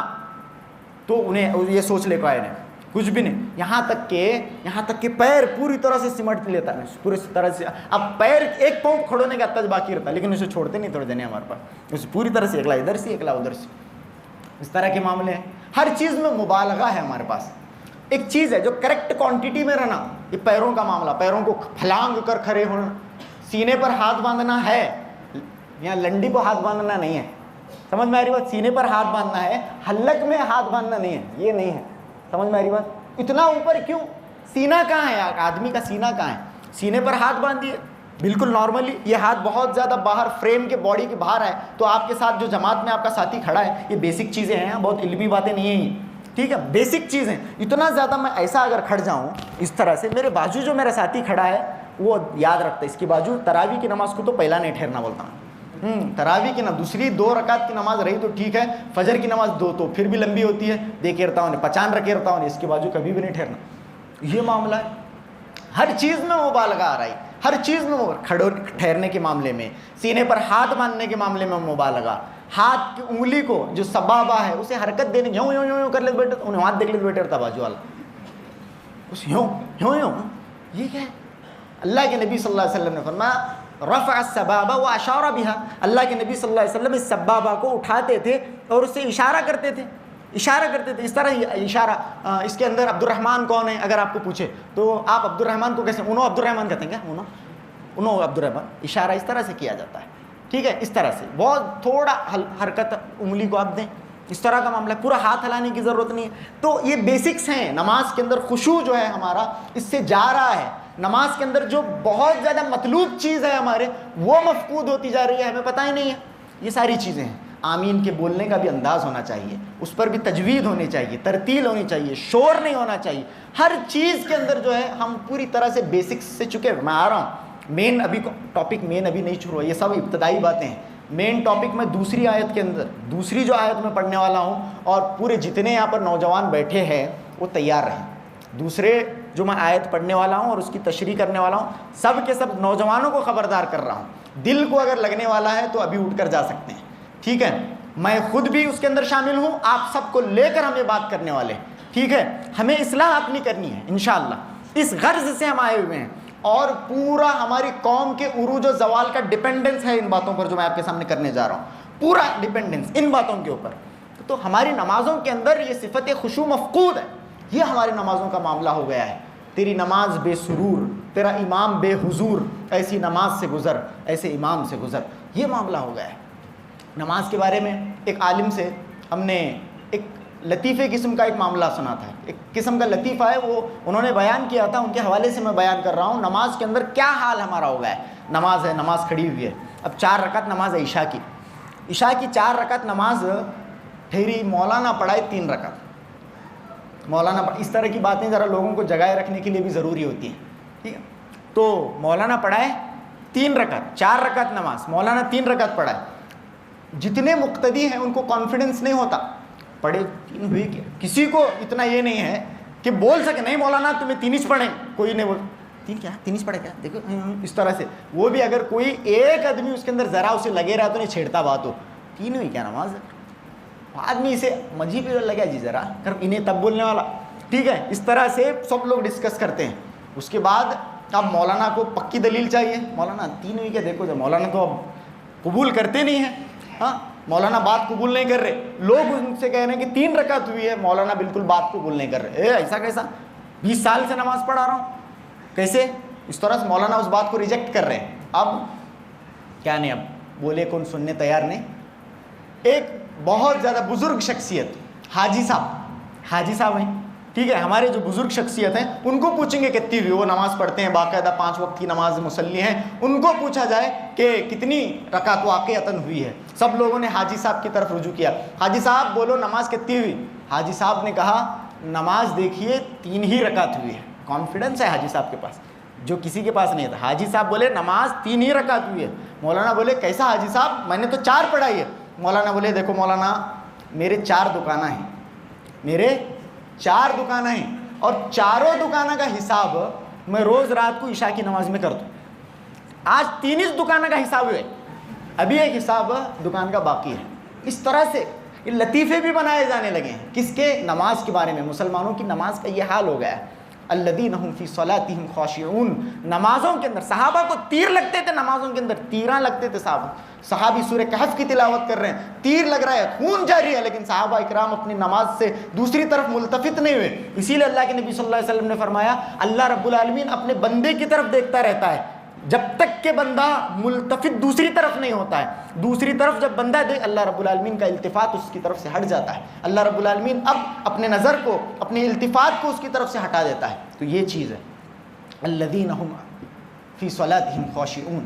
پھر اب آئیے، کون کامیاب؟ کون؟ مومنین کامیاب۔ کون مومنین کامیاب؟ الذین هم فی صلاتہم خاشعون، جو اپنی نمازوں کے اندر خشوع برتنے والے ہیں۔ دوسری آیت والذین هم عن اللغو معرضون، والذین هم عن اللغو معرضون، جو لوگ لغو سے اعراض کرتے ہیں، جو لوگ لغو، لام غا واو، لغو بہت گھٹیا چیز ہے۔ کیا چیز ہے؟ بہت گھٹیا چیز۔ اسی لیے اللہ رب العالمین نے قرآن مجید میں مختلف مقامات پر اللہ نے فرمایا، وہ آیت پڑھتا ہوں جو آپ کو یاد ہے، لا يسمعون فیہا لاغیہ۔ اللہ نے فرمایا جنت میں جب تم جاؤ گے اس گھٹیا چیز کو دنیا میں چھوڑ کر جانا۔ والذین هم عن اللغو معرضون، مومن بندے، فلاح پانے والے، مفلح بندے وہ ہیں جو بیکار باتوں سے، لغو سے اعراض کرتے ہیں۔ ان کی زندگی میں بیکار چیزیں نہیں ہوتی، لغو سے وہ اعراض کرتے ہیں۔ اللہ تعالیٰ نے جنت کو اس چیز سے پاک رکھا، کہا لا يسمعون فیہا لغوا ولا تأثیما، جنت کے اندر کوئی گناہ کی بات نہیں ہوگی، جنت میں کوئی بیکار بات نہیں ہوگی۔ لا يسمعون فیہا لغوا ولا کذابا کا سورہ نبا کے اندر، لا يسمعون فیہا لغوا ولا کذابا، وہاں پر کوئی جھوٹ بات نہیں سنیں گے، کوئی جھوٹ بات نہیں۔ کذابا کا مطلب ہے کہ جھوٹ بات، اور لغو بات نہیں۔ جنت کے اندر یہ چیز نہیں، دنیا کے اندر کیا؟ بیکار۔ ہمارے الفاظ میں وہ چیز جس سے نہ میری دنیا کا فائدہ نہ میری آخرت کا فائدہ، میری دنیا کا فائدہ نہیں، میری آخرت کا فائدہ نہیں۔ آج امت مسلمہ کے اکثر نوجوان لغو میں مبتلا ہیں، ہم سب لغو میں مبتلا ہیں، بیکار چیزوں میں مبتلا ہیں، لا یعنی چیزوں میں مبتلا ہیں۔ اس کا نہ میری دنیا سے کوئی فائدہ ہے نہ میری آخرت ہی اس سے سنورنے کی ہے۔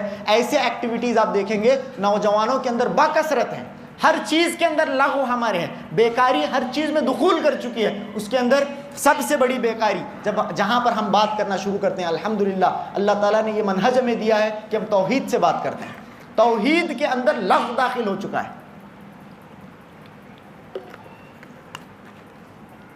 ہماری توحید کے اندر لغو، ہمارے عقائد کے اندر خلل۔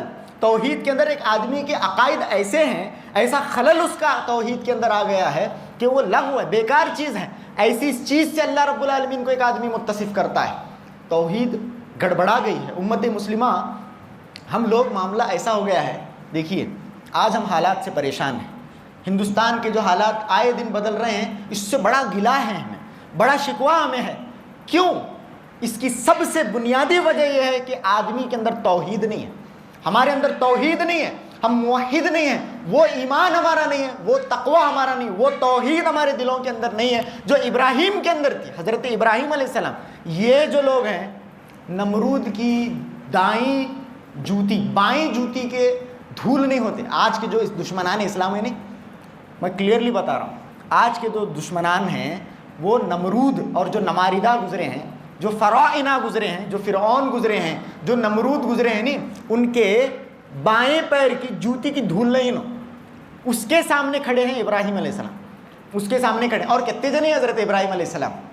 اکیلے حضرت ابراہیم علیہ السلام، مناظرہ ہو رہا ہے، مکالمہ حضرت ابراہیم علیہ السلام، ڈائیلاگ چلے حضرت ابراہیم علیہ السلام کا، کس کے ساتھ؟ نمرود کے ساتھ۔ تمہارا رب کون ہے ابراہیم؟ کون ہے؟ تو حضرت ابراہیم علیہ السلام نے فرمایا میرا رب زندگی دیتا ہے، میرا رب موت دیتا ہے۔ ایسا ایک 2 جنے کو بلایا، دو جنے کو بولا کہ اکلے کو قتل کرا, اکلے کو گھر بھیجا, اکلے کو قتل کرا, اکلے کو چھوڑ دیا. بولے انا احیی و امیت. ایک کافر, ایک مشرک اتنا ہی بے وقوف ہوتا ہے, بولے انا احیی و امیت, میں بھی زندگی دیتا ہوں, میں بھی موت دیتا ہوں. حضرت ابراہیم علیہ السلام نے دیکھیے کیا مناظرہ, ڈیرنگ کیسی ہے حضرت ابراہیم علیہ السلام کی. فإن اللہ یأتی بالشمس من المشرق فأتی بها من المغرب. حضرت ابراہیم علیہ السلام نے کہا میرا رب سورج کو مشرق سے نکالتا ہے, تو مغرب سے نکال کو دکھا. حضرت ابراہیم علیہ السلام نمرود کے دربار میں اس کے کیبنٹ کے سامنے بول رہے ہیں فإن اللہ یأتی بالشمس من المشرق فأتی بها من المغرب.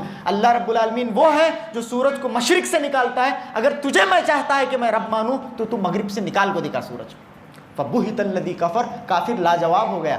کیا توحید تھی حضرت ابراہیم علیہ السلام کے پاس؟ ایک ابراہیم علیہ السلام کافی تھے نمرود کی بادشاہت کو ختم کرنے کے لیے, اس کی تخت کو تاراج کرنے کے لیے. حضرت ابراہیم علیہ السلام اکیلے کافی تھے, کیونکہ وہ ایمان کی وہ معاملہ, حضرت ابراہیم علیہ السلام کا وہ ایمان, اس ایمان کا وہ پاور تھا.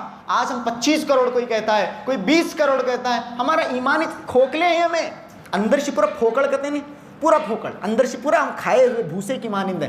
ایک ابراہیم, اسی لیے اللہ رب العالمین نے فرمایا ان ابراہیم کان امتا قانتا للہ حنیفا. ابراہیم کو کیا سمجھایا تم نے؟ ابراہیم اکیلے امت تھے, امت, ہاں, جو ایک پوری امت کے اندر ایمان رہنا نہیں, پوری امت کے اندر جو ایمان رہنا, پوری امت کے اندر جس کوانٹٹی میں ڈسٹریبیوٹڈ توحید رہنا نہیں, اکیلے ابراہیم میں تھی وہ.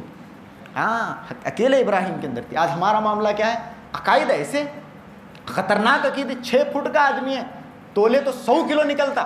یہاں ایک رٹے پہ ایک دھاگا بندھ لیے, ہاں, رٹے پہ دھاگا ہے, اس کے ہاتھ میں دھاگا ہے, اور کہاں کہاں اس کے پاس دھاگے ہیں معلوم نہیں. کیسا عجیب آدمی ہے.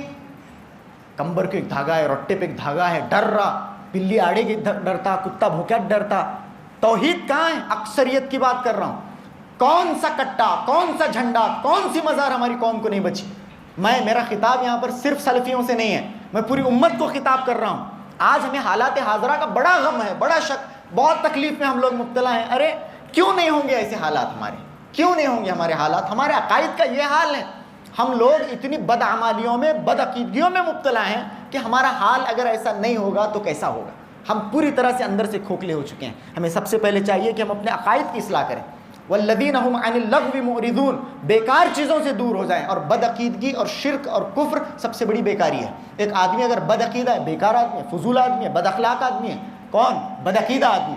آدمی کو چاہیے کہ اپنے عقائد کی اصلاح کرے. سب سے پہلی چیز والذین هم عن اللغو معرضون, لغو سے دور, بیکار باتوں سے دور. آج ہم لوگ پوری طرح سے بیکار ہو چکے ہیں, بالخصوص نوجوانوں کا طبقہ. میں اسی لیے اب آ رہا ہوں, میں نوجوانوں کی طرف آ رہا ہوں. بالخصوص جو نوجوانوں کا طبقہ ہے. اور میں بتاؤں آپ کو نوجوان کیا ہوتے ہیں. نوجوان امت کی گاڑی کے انجن کا سپارک پلگ ہوتے ہیں. سمجھ میں آ رہی بات؟ امت کی گاڑی کے انجن کا سپارک پلگ ہوتے ہیں. اگر وہ خراب ہو گیا گاڑی نہیں چالو ہوتی. ہاں, گاڑی نہیں چالو ہوتی. وہ جو ہمارا سپارک پلگ ہوئے اسے کاربن چڑھے. اسے پورے نوجوان جو ہمارا طبقہ ہے, جو ڈرائیونگ فورس ہے ایک قوم کی عروج و زوال کا مکمل انحصار اس قوم کے نوجوانوں کا ہوتا ہے. ہمارے نوجوانوں کا معاملہ پوری طرح سے بیکاری, پوری طرح سے بیکاری. گویا کہ ہمارے نوجوانوں کو اس نے آ لیا ہے, پوری طرح سے ہم نے بیکاری کے نے ہمیں گھیر لیا. نوجوانوں کا معاملہ ایسا ہو گیا ہے, ہر طرح سے بیکاری.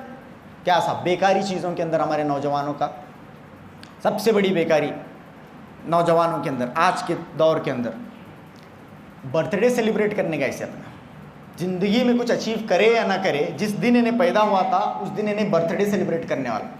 برتھ ڈے سیلیبریشن مسلمانوں کے اندر, ہمارے نوجوانوں کے اندر آپ دیکھیں اس کا ایک کریز ہے, اس کا ایک بہت بڑی دیوانگی ہے برتھ ڈے سیلیبریشن کو.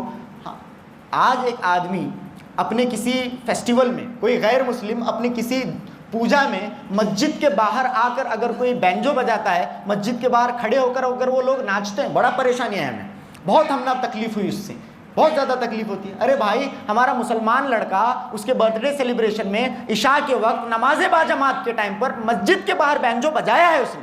ہمیں تکلیف اور پریشانی تو غیر مسلموں سے ہے, لیکن یہ جو ہمارے نوجوان ہیں بینجو بجا رہے ہیں اپنے برتھ ڈے کے لیے, برتھ ڈے. اور ان کا معاملہ, اور اس کے اندر بھی تھوڑے پڑھے لکھے یعنی یہ لوگ 1.5 شانے ہوتے ہیں, پڑھے لکھے نہیں بولنا ان کو معلوم ہے برتھ ڈے سیلیبریٹ کرنا جائز ہے, کیا برتھ ڈے سیلیبریٹ کرنا جائز ہے، کیونکہ میں برتھ ڈے کو ثواب نہیں سمجھ رہا ہوں. بدعت کا ڈیفینیشن معلوم ہے، آپ اسے بدعت نہ کریں، آپ اسے بدعت نہ کہیں، کیونکہ بدعت ہر وہ چیز ہوتی ہے جو ثواب کی نیت سے کی جائے. میں میرا برتھ ڈے ثواب کی نیت سے سیلیبریٹ نہیں کر رہا ہوں، اسی لیے میرے لیے میرا برتھ ڈے جائز ہے. لوگ فتویٰ دے رہے ہیں، یہ فتویٰ لے رہا ہے، یہ بہت ایک تھوڑا اپنا بھی بھانڈول رہنا تو آدمی پاس کیسا ہی کیوں نہ ہو وہ لے گوئنٹ ہے. معلوم ہے بدعت سے بڑا گناہ ہے برتھ ڈے سیلیبریٹ کرنا. کہاں مولانا بھاری بولے تو بدعت سے بڑا گناہ، بدعت سے بڑا گناہ ہے. اور الحمدللہ اس منہج پر ہم گامزن ہیں جہاں پر دلیل کے بغیر ہم بات نہیں کرتے ہیں. الحمدللہ ثم الحمدللہ. اللہ رب العالمین اس بات کی توفیق ہمیں مرتے دم تک عطا فرمائے. دین کے اندر دھاندلی ہم لوگ نہیں کرتے الحمدللہ. یہ دین اللہ اور اس کے رسول کا دین ہے. کس کا دین ہے؟ اللہ اور اس کے رسول کا دین ہے. اور اس دین کی کھیتی کو صحابہ اکرام نے اپنے لہو سے سینچا ہے، اور ہم کسی کو اس دین کو اندر تبدیلی کرنے نہیں دیں گے. اور جب تک یہ لوگ تبدیلیاں کرتے رہیں گے، جب تک یہ بدعات اور خرافات دین میں داخل کرتے رہیں گے، ہم لوگ پیچھے جھاڑو لے کر ہوں گے. صاف کرنے کے لیے ایک جماعت کا ہونا ضروری ہے. قیامت کی صبح تک ہم اور ہماری نسلیں یہ کام کرتی رہیں گی. دلیل کیا ہے؟ برتھ ڈے کو بدعت سے بڑا گناہ میں نے قرار دیا ہے، بدعت سے بڑی چیز. علامہ ابن باز رحمہ اللہ بہت بڑی شخصیت ہے اس امت کے، اللہ رب العالمین ان کی قبر پر رحمت کی برکھا برسائے. علامہ ابن باز رحمہ اللہ نے کہا برتھ ڈے سیلیبریشن جو ہے تشبہ بالکفار ہے. تشبہ بالکفار کہاں سے آیا برتھ ڈے سیلیبریشن؟ یہود سے آیا، یہود سے آیا، نصارہ سے آیا. نصارہ لائے ہم نے برتھ ڈے سیلیبریشن، یہود نے برتھ ڈے سیلیبریشن ہمیں دیا ہے، انہوں ہم نے دیے، اس سے ہمیں لیے. ہمیں انڈین سے ہمارا نیکسٹ لیول، ٹھیک ہے، انہوں ہم نے دیے، ٹھیک ہے برتھ ڈے سیلیبریشن لو، اس کے اندر مکس ہمیں کرتے ہیں، اسے ہمیں ذرا گڑ مڑ کر کو ایسا کرتے ہیں. یہ ہمیں برتھ ڈے سیلیبریٹ اتنا کرے تو یہ نہیں شالیگیچ کر چھوڑے تو کہتے ہیں یہ بینجو تو ناچتے نہیں، انہوں اپنا اسٹینڈرڈ مینٹین کرتے ہیں. ہاں انہوں نے اپنا اسٹینڈرڈ مینٹین کیا ہے، لیکن ہمیں ان کے پاس برتھ ڈے کا کانسیپٹ لے کو جو ڈاؤن مارکیٹ ہم ہو چکے ہیں برتھ ڈے کے معاملے میں، پوری طرح سے گر چکے ہیں. تشبہ بالکفار من تشبہ بقوم فہو منہم. اللہ کے نبی نے فرمایا جو جس قوم کی مشابہت اختیار کرے وہ انہی میں سے ہے. تشبہ بالکفار بخاری کی جو روایت ہے، جو جس قوم کی مشابہت اختیار کرے انہی میں سے یہود اور نصارہ. یہود اور نصارہ اور اوپر سے کفار نوینو، انہوں کفار نہ کہ صرف یہ کہ کفار ہیں، کفار میں بھی مسلمانوں کے دشمن ہیں. مسلمانوں کے دشمنوں میں بھی اللہ نے فرمایا ان اشد الناس عداوۃ للذین ان اشد الناس عداوۃ للذین آمنوا الیہود. مسلمانوں کے سب سے بڑے دشمن کون ہیں؟ یہود ہیں. والذین اشرکوا، اور جو لوگ شرک کرتے ہیں ہمیں ان کی چیز لیں. یہ لوگ جو مسلمانوں کے سب سے بڑے دشمن ہیں ان کا شیوا ہم نے اختیار کیا ہوا ہے. سمجھ میں آ رہی بات؟ ان لوگوں کا شیوا ہم نے اختیار کیا ہوا ہے. نماز میں تو بولنے کا غیر المغضوب علیہم ولا الضالین، اے اللہ ان لوگوں کا راستہ مجھے نہ دکھا جن پر تیرا غضب نازل ہوا، جو گمراہ ہوئے ہیں. لیکن ہم برتھ ڈے سیلیبریٹ کر رہے ہیں. برتھ ڈے کے اندر ایک خرافت اپنے آپ میں تھی، لیکن اس کے اندر ناچ، اس کے اندر گانا، نمازوں کی بے حرمتی، گلی کے اندر، محلے کے اندر جہاں بیمار لوگ ہیں، جہاں پریشان حال لوگ ہیں، جہاں چھوٹے چھوٹے بچے ہیں، جہاں حاملہ عورتیں ہیں، بہت زیادہ پریشانی میں ایک آدمی مبتلا ہوتا، گھر کے اندر انہیں بینجو بجا رہا، گلی کے اندر انہیں بینجو بجا رہا. نماز باجماعت چلی ہے، نماز باجماعت کے وقت یہ باہر بینجو بجا رہا ہے. کتنا بے غیرت یہ نوجوان ہو گیا ہے بینجو بجانے کا. ہیپی برتھ ڈے میرے بھائی. اب اسٹیٹس شام کو انہیں صبح رکھنے والا ہو، کتنے جنے اسے بھیجے تھے ہیپی برتھ ڈے میرے بھائی، اللہ تجھے خوش رکھے رہے میرے بھائی. ہاں ہیپی برتھ ڈے، ہاں اسی ٹون میں پڑھ رہا ہوں. ہیپی برتھ ڈے میرے بھائی، اس کے اندر اسپیلنگ مسٹیک کرے دیکھ. پہلا تعلیمی، ہاں تعلیمی معیار ہمارے مسلمانوں کا یہ ہوا ہے، تجھے وہ لکھنے نہیں آ رہا. ہیپی برتھ ڈے میرے بھائی، اللہ تجھے خوش رکھے رہے میرے بھائی، یہ لکھنے تجھے نہیں آ رہا، اپنی تعلیم صحیح کر. پہلا بیکاری کا حال مسلمانوں کا یہ ہو گیا ہے کہ برتھ ڈے وش کر رہا، اس کی اسپیلنگ غلط کر رہا. تو نہیں بہت تکلیف ہوئی ہم نا، وہ حجاب کا جو ہے، حجاب پرسوں جو ہوا، حجاب کا معاملہ جو ہوا ہم نا، بہت تکلیف ہوئی. ہاں ہے تکلیف ہوئی تجھے، کیا کر رہا تو حجاب کے واسطے؟ اسٹیٹس رکھتوں تو، ہاں اسٹیٹس رکھنے کا، وہ لڑکی ہوں ہاتھ کرے سو آئی سپورٹ حجاب، خلاص ہے بہت بھاری کرا دے. یہ مسلمانوں کا، یہ آج حال جو مسلمانوں کا ہوا ہے ہماری بیکاری کی وجہ سے ہوا ہے. ہمارے نوجوانوں کا یہ جو معاملہ ہے، یہ جو انجن کا سپارک پلگ ہے، یہ پوری طرح سے خراب ہو گیا ہے. اس کی وجہ سے یہ سب کچھ ہو رہا ہے. اے ہیپی برتھ ڈے رے میرے بھائی، اللہ مجھ تجھے خوش رکھے. اور اس طرح سے انہیں ناچ رہا، وہ بینجو میں ناچ رہے ہیں. تلوار سے کیک کاٹتا گیا تھا. زندگی میں تلوار پکڑے گا کبھی؟ تلوار سے کیک کاٹنے والا ٹل نہ سکتے. ایک ماضی تھا ہمارا، ایک ماضی تھا. اللہ اکبر. آج وہ اشعار جب ہم پڑھتے ہیں علامہ اقبال کے، ٹل نہ سکتے تھے اگر جنگ میں اڑ جاتے تھے، پاؤں شیروں کے بھی میدان سے اکھڑ جاتے تھے، اس سے سرکش ہوا کوئی تو بگڑ جاتے تھے، تیغ کیا چیز ہے ہم توپ سے لڑ جاتے تھے ہمیں ایک تیرے معرکہ آراؤں میں، خشکیوں میں کبھی لڑتے کبھی دریاؤں میں، دی اذانیں کبھی یورپ کے کلیساؤں میں، کبھی افریقہ کے تپتے ہوئے صحراؤں میں، شان آنکھوں میں نہ جچتی تھی جہاں داروں کی، کلمہ پڑھتے تھے ہم چھاؤں میں تلواروں کی۔ آج ہم کیک کاٹتے ہیں تلواروں سے، آج ہم کیک کاٹتے ہیں تلواروں سے، کلمہ پڑھتے تھے ہم چھاؤں میں تلواروں کی، تجھ سے سرکش ہوا کوئی تو بگڑ جاتے تھے، تیغ کیا چیز ہے ہم توپ سے لڑ جاتے تھے۔ ہمارا یہ شاندار ماضی ہے ہمارا، سبحان اللہ۔ آج یادیں رہ گئی ہیں، صحابہ کے واقعات، سلف کے واقعات، سب یادیں ہیں ہمارے۔ ہمارا چھوڑا تلوار سے کیک کاٹ رہا، وہ منہ لگاتی ہیں، اس کے بعد میں کارٹون دکھتے رہتا، کارٹون منہ کو لگانے کا، اکلا مرے پرسو اس میں، ریالٹی بتا رہا ہوں، اس کے اندر اکلا مرے پرسو منہ کو لگانے کا، اس اوپر سے اٹھا پکڑنے کا، اس منہ کو رگڑنے کا، اس کے اوپر سے ایک وہ پلاسٹک کا تاج پہنا رہتے ہیں، یہ تاج برابر ہے تم نا، پلاسٹک کا تاج کے لائق ہی چاہیے تم، پلاسٹک کا تاج کہتے ہیں، ہیپی برتھ ڈے رے میرے بھائی کر کو، اوپر سے وہ پلاسٹک کا تاج، وہ تلوار کانکی تو منگ لگا رہتے ہیں، وہ بھی وہ لگا، وہ کیک کاٹنے کا، منہ لگانے کا، اس کے بینجو بجانے کا، برتھ ڈے سیلیبریشن، بالکل گھٹیا چیز مسلمانوں کے اندر، یہ چیز ہمارے اندر آ گئی۔ آج ہم عروج کیسے دیکھیں؟ آج عروج اور کمال کا خواب اگر ہم دیکھیں تو کہاں سے دیکھیں؟ اس طرح کا ہمارا معاملہ نہیں، مجھے بہت تکلیف ہوئی، اب بہت تکلیف ہوئی، اذان کا جو ہوا، اذان کا جو معاملہ ہوا، ایسا کیسا بول سکتے ہیں انہوں، ہمارے اذان کے بارے میں ایسا کیسا بول سکتے ہیں؟ زندگی میں کبھی ایک بار اذان کو رسپونڈ کرے گا تو اسی لیے میں نے اس سے پہلے بھی یہ بات بتائی ہے، اگر آپ کو برا لگ رہا ہے، اگر مجھے تمام کے تمام معاملات کو برا لگ رہا ہے، مسلمانوں کے خلاف جو زیادتیاں ہو رہی ہیں اسے لے کر اگر میں برہم ہوں، مجھے تکلیف ہو رہی ہے، تو اس کا ایلیجبلٹی کرائٹیریا ہے، آر یو ایون ایلیجبل؟ تجھے برا لگنے کے لیے تو ایلیجبل ہے کیا؟ ایلیجبل ہونا پڑتا۔ اذان کے لیے مجھے برا لگ رہا، مسلمانوں کی اذان جو تشخص ہے اسے اگر وہ لوگ اس کے اوپر حملہ کر رہے ہیں تو مجھے برا لگ رہا، اس کے لیے مجھے کوالیفائی ہونا پڑے گا، اس کے لیے مجھے ایلیجبل ہونا پڑے گا۔ میں وہ آدمی ہوں جو اذان کی آواز سن کر گھر میں بے چین ہو جاتا ہوں، مسجد کی طرف آتا ہوں۔ تو زندگی میں کبھی کرا کیا؟ زندگی میں کبھی اذان کو تو رسپونڈ کرے؟ اذان کو رسپونڈ نہیں، پوری زندگی میں اذان کے ٹی وی کا ریموٹ لے کر تو گھر میں بیٹھا تھا، موبائل کے اندر تو پب جی کھیل رہا تھا، اذان ہو رہی تھی۔ آج اذان کو کیا بولو تو بہت تکلیف، اذان کا پورا مذاق ہم نے بنا دیا ہے پوری امت نے۔ ایک تو اس طرح کا اذان کو رسپونڈ ہم نے نہیں کیا، اذان حی علی الصلاۃ حی علی الفلاح، فلاح کی طرف آؤ، کامیابی کی طرف آؤ۔ فلاح کیسی؟ آج جس چیز کا ڈر تمہیں، فلاح کا ڈیفینیشن واپس، ہر اس چیز سے جس کا ڈر میرے دل میں ہے، اللہ رب العالمین اس سے مجھے نجات دے، اس سے مجھے آزادی دے۔ آج مسلمان خوف کے اندر جی رہا ہے، اگر تو فلاح کی طرف آتا، نماز کی طرف آتا تو تیرے دل میں کوئی خوف نہیں ہوتا، کوئی خوف نہیں ہوتا۔ لیکن میں اس وقت پب جی کھیل رہا تھا، لیکن اب اٹھ کو بیٹھے نہیں، اٹھ کو بیٹھے، اسے برا لگے گا، کیا برا لگے؟ اذان کا ایسا کیسا بول سکتے ہیں؟ اذان زندگی میں اذان کا سب سے زیادہ ہم نے مذاق اڑایا۔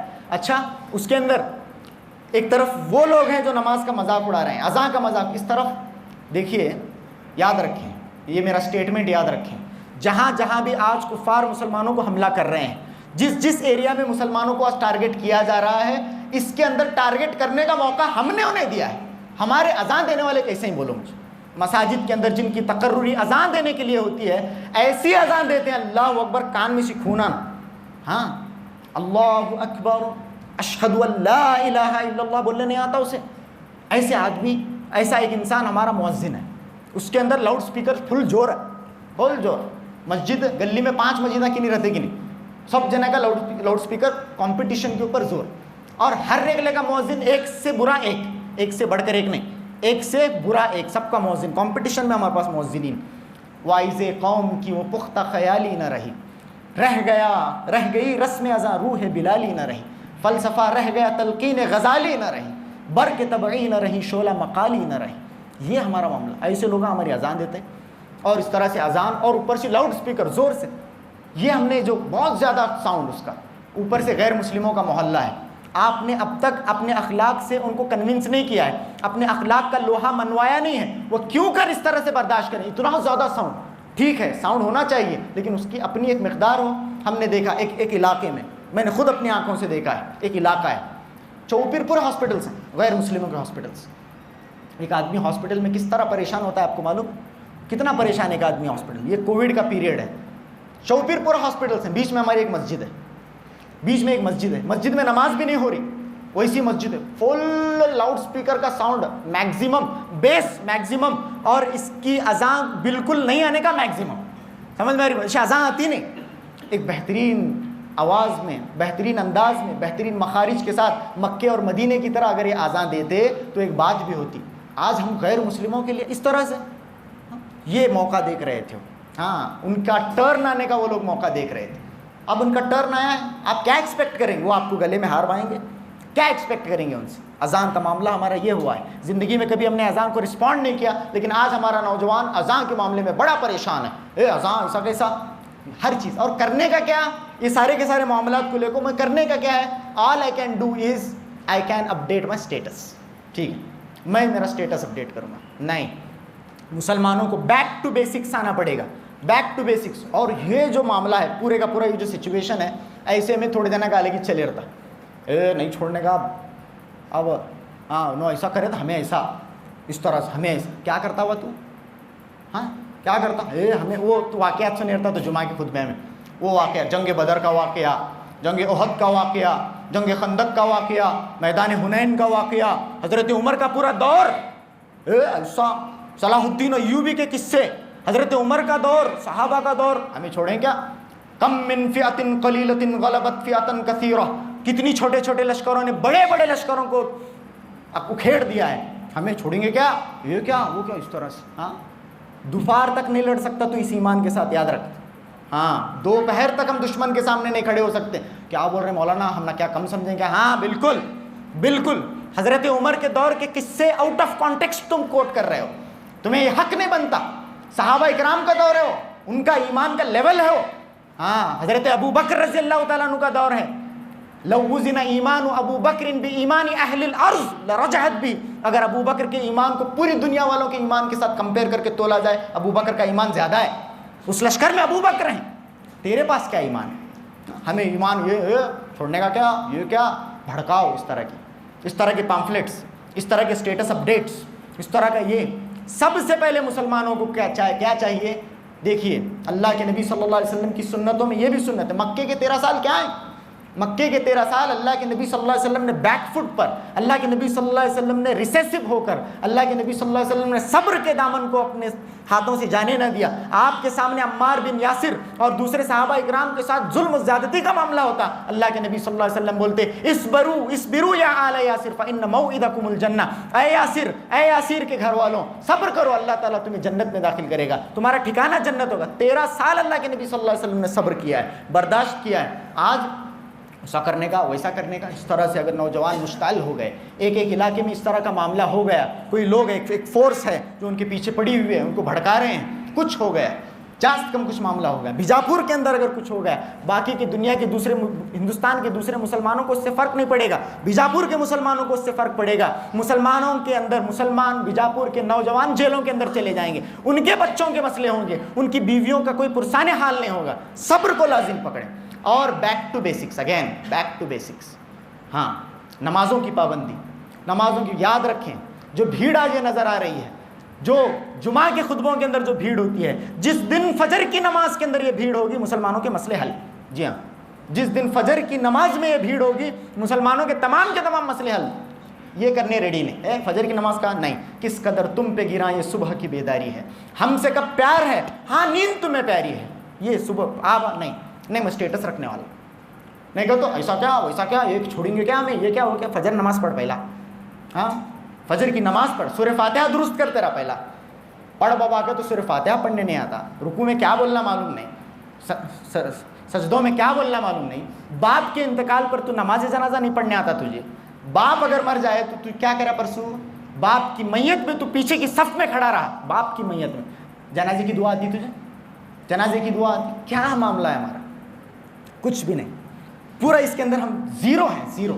عقائد کے اندر زیرو, اعمال کے اندر زیرو, پوری عمل بیزاری. ٹھیک ہے, ہمیں سب سے پہلے اپنے بیسکس کو درست کرنا پڑے گا, اپنے ایمان پر کام کرنا پڑے گا, اپنی مسجدوں کو بھرنا پڑے گا. مسجد مرثیہ خواہ ہیں کہ نمازی نہ رہے, یعنی وہ صاحب اوصاف حجازی نہ رہے, وہ صاحب مسجدیں رو رہی ہیں, مسجدوں کو بھرو پہلا. مسجدوں ایک لیول پر آتے ہیں تمہیں، ہاں وہاں بات کریں گے، ٹھیک ہے صاحب آؤ اب ٹیبل پر آؤ سب جنے آؤ، کیا کرنے کا، اب کیا کرنے کا، تب ایک بات کرے تو شوبھا دیتی ہو بات، ٹھیک ہے، وہ بات کا ایک دم رہتا، اب بھی یہ کیا وہ کیا ہے۔ اور یاد رکھیں نوجوانوں کو، آج کی اس مقدس رات میں آپ کو یہ دعوت دے رہا ہوں، اس طرح کی ہر سوچ سے دور رہیں، اس طرح کی فکر سے دور رہیں، اس طرح کی تحریکوں سے دور رہیں، اس طرح کی تنظیموں سے دور رہیں جن کے ہاں عقائد بگڑے ہوئے ہیں، مقصد ہی ہٹا ہوا ہے۔ مقصد کیا؟ اقامت الہی، اقامت دین الہی، دین الہی کا قیام، مقصد دین الہی کا قیام، یہ مقصد ہے۔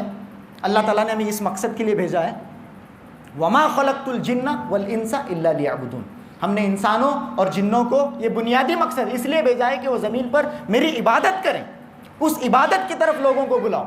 کنتم خیر امت، مقصد ہونا نہیں، تم نا قرآن کی آیت، کنتم خیر امت اخرجت للناس تأمرون بالمعروف وتنہون عن المنکر وتؤمنون باللہ، تم بہترین امت ہو، اللہ تعالیٰ نے تمہیں لوگوں کے لیے اٹھایا ہے، تمہارا مقصد، تم کو اللہ نے لوگوں کے لیے اٹھایا ہے، تم بھلائی کی طرف بلانے والے ہو، برائی سے روکنے والے ہو، یہ تمہارا مقصد ہے، یہی تمہارا مقصد ہونا چاہیے۔ when it comes to بھلائی there cannot be any بھلائی greater than توحید، when it comes to برائی there cannot be any worst برائی than شرک، ٹھیک ہے، ہم لوگوں کو توحید کی طرف بلاتے ہیں اور لوگوں کو شرک سے روکتے ہیں، یہ ہمارا مقصد حیات ہے، یہی ہم کرتے رہیں گے۔ انبیاء نے یہی کیا، یہ جو مقصد تم نے بنا لیا ہے، حکومت الہیہ کا قیام اور فتوے علماء کے فتوے، جو لوگ اس ملک میں حکومت الہیہ کے قیام کے بغیر، اس کی تگ و دو کرے بغیر، یہ تھوڑا علمی باتیں ہیں، یہاں بیزار بھی آ سکتا توڑ جانا کو، لیکن امپورٹنٹ ہے، ٹھیک ہے، حکومت الہیہ کے قیام کے بغیر، اس کی کوشش کیے بغیر، اس کی تگ و دو کے بغیر جی رہے ہیں،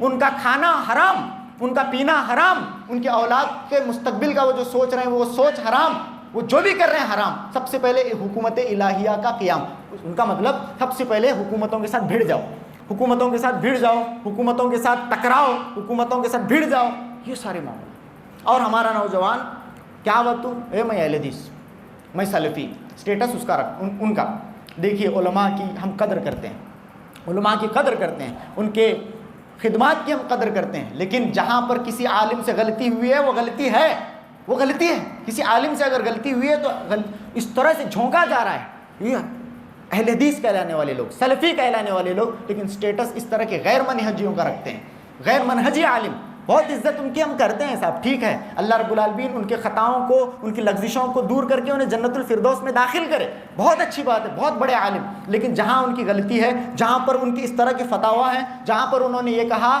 کہ عرش کیا ہے، عرش کوئی چیز ہو بھی سکتی ہے، عرش کوئی چیز نہیں بھی ہو سکتی، ہاں اس طرح کا فتویٰ، عرش کوئی چیز ہو بھی سکتی ہے، عرش کوئی چیز نہیں بھی ہو سکتی، عرش ہو سکتا ہے کہ ایک حقیقی مستقل مخلوق ہو، عرش ہو سکتا ہے کہ کوئی استعارہ ہو، جسٹ ایز این ایگزامپل اللہ تعالیٰ نے یوز کیا ہو، بدعقیدگی ہے، عرش کو لے کر بدعقیدگی ہے، یہ چیزیں ساری چیزیں ہمیں اصلاح کرنے کی ضرورت ہے، غیر منہجیوں سے علم نہ لیں۔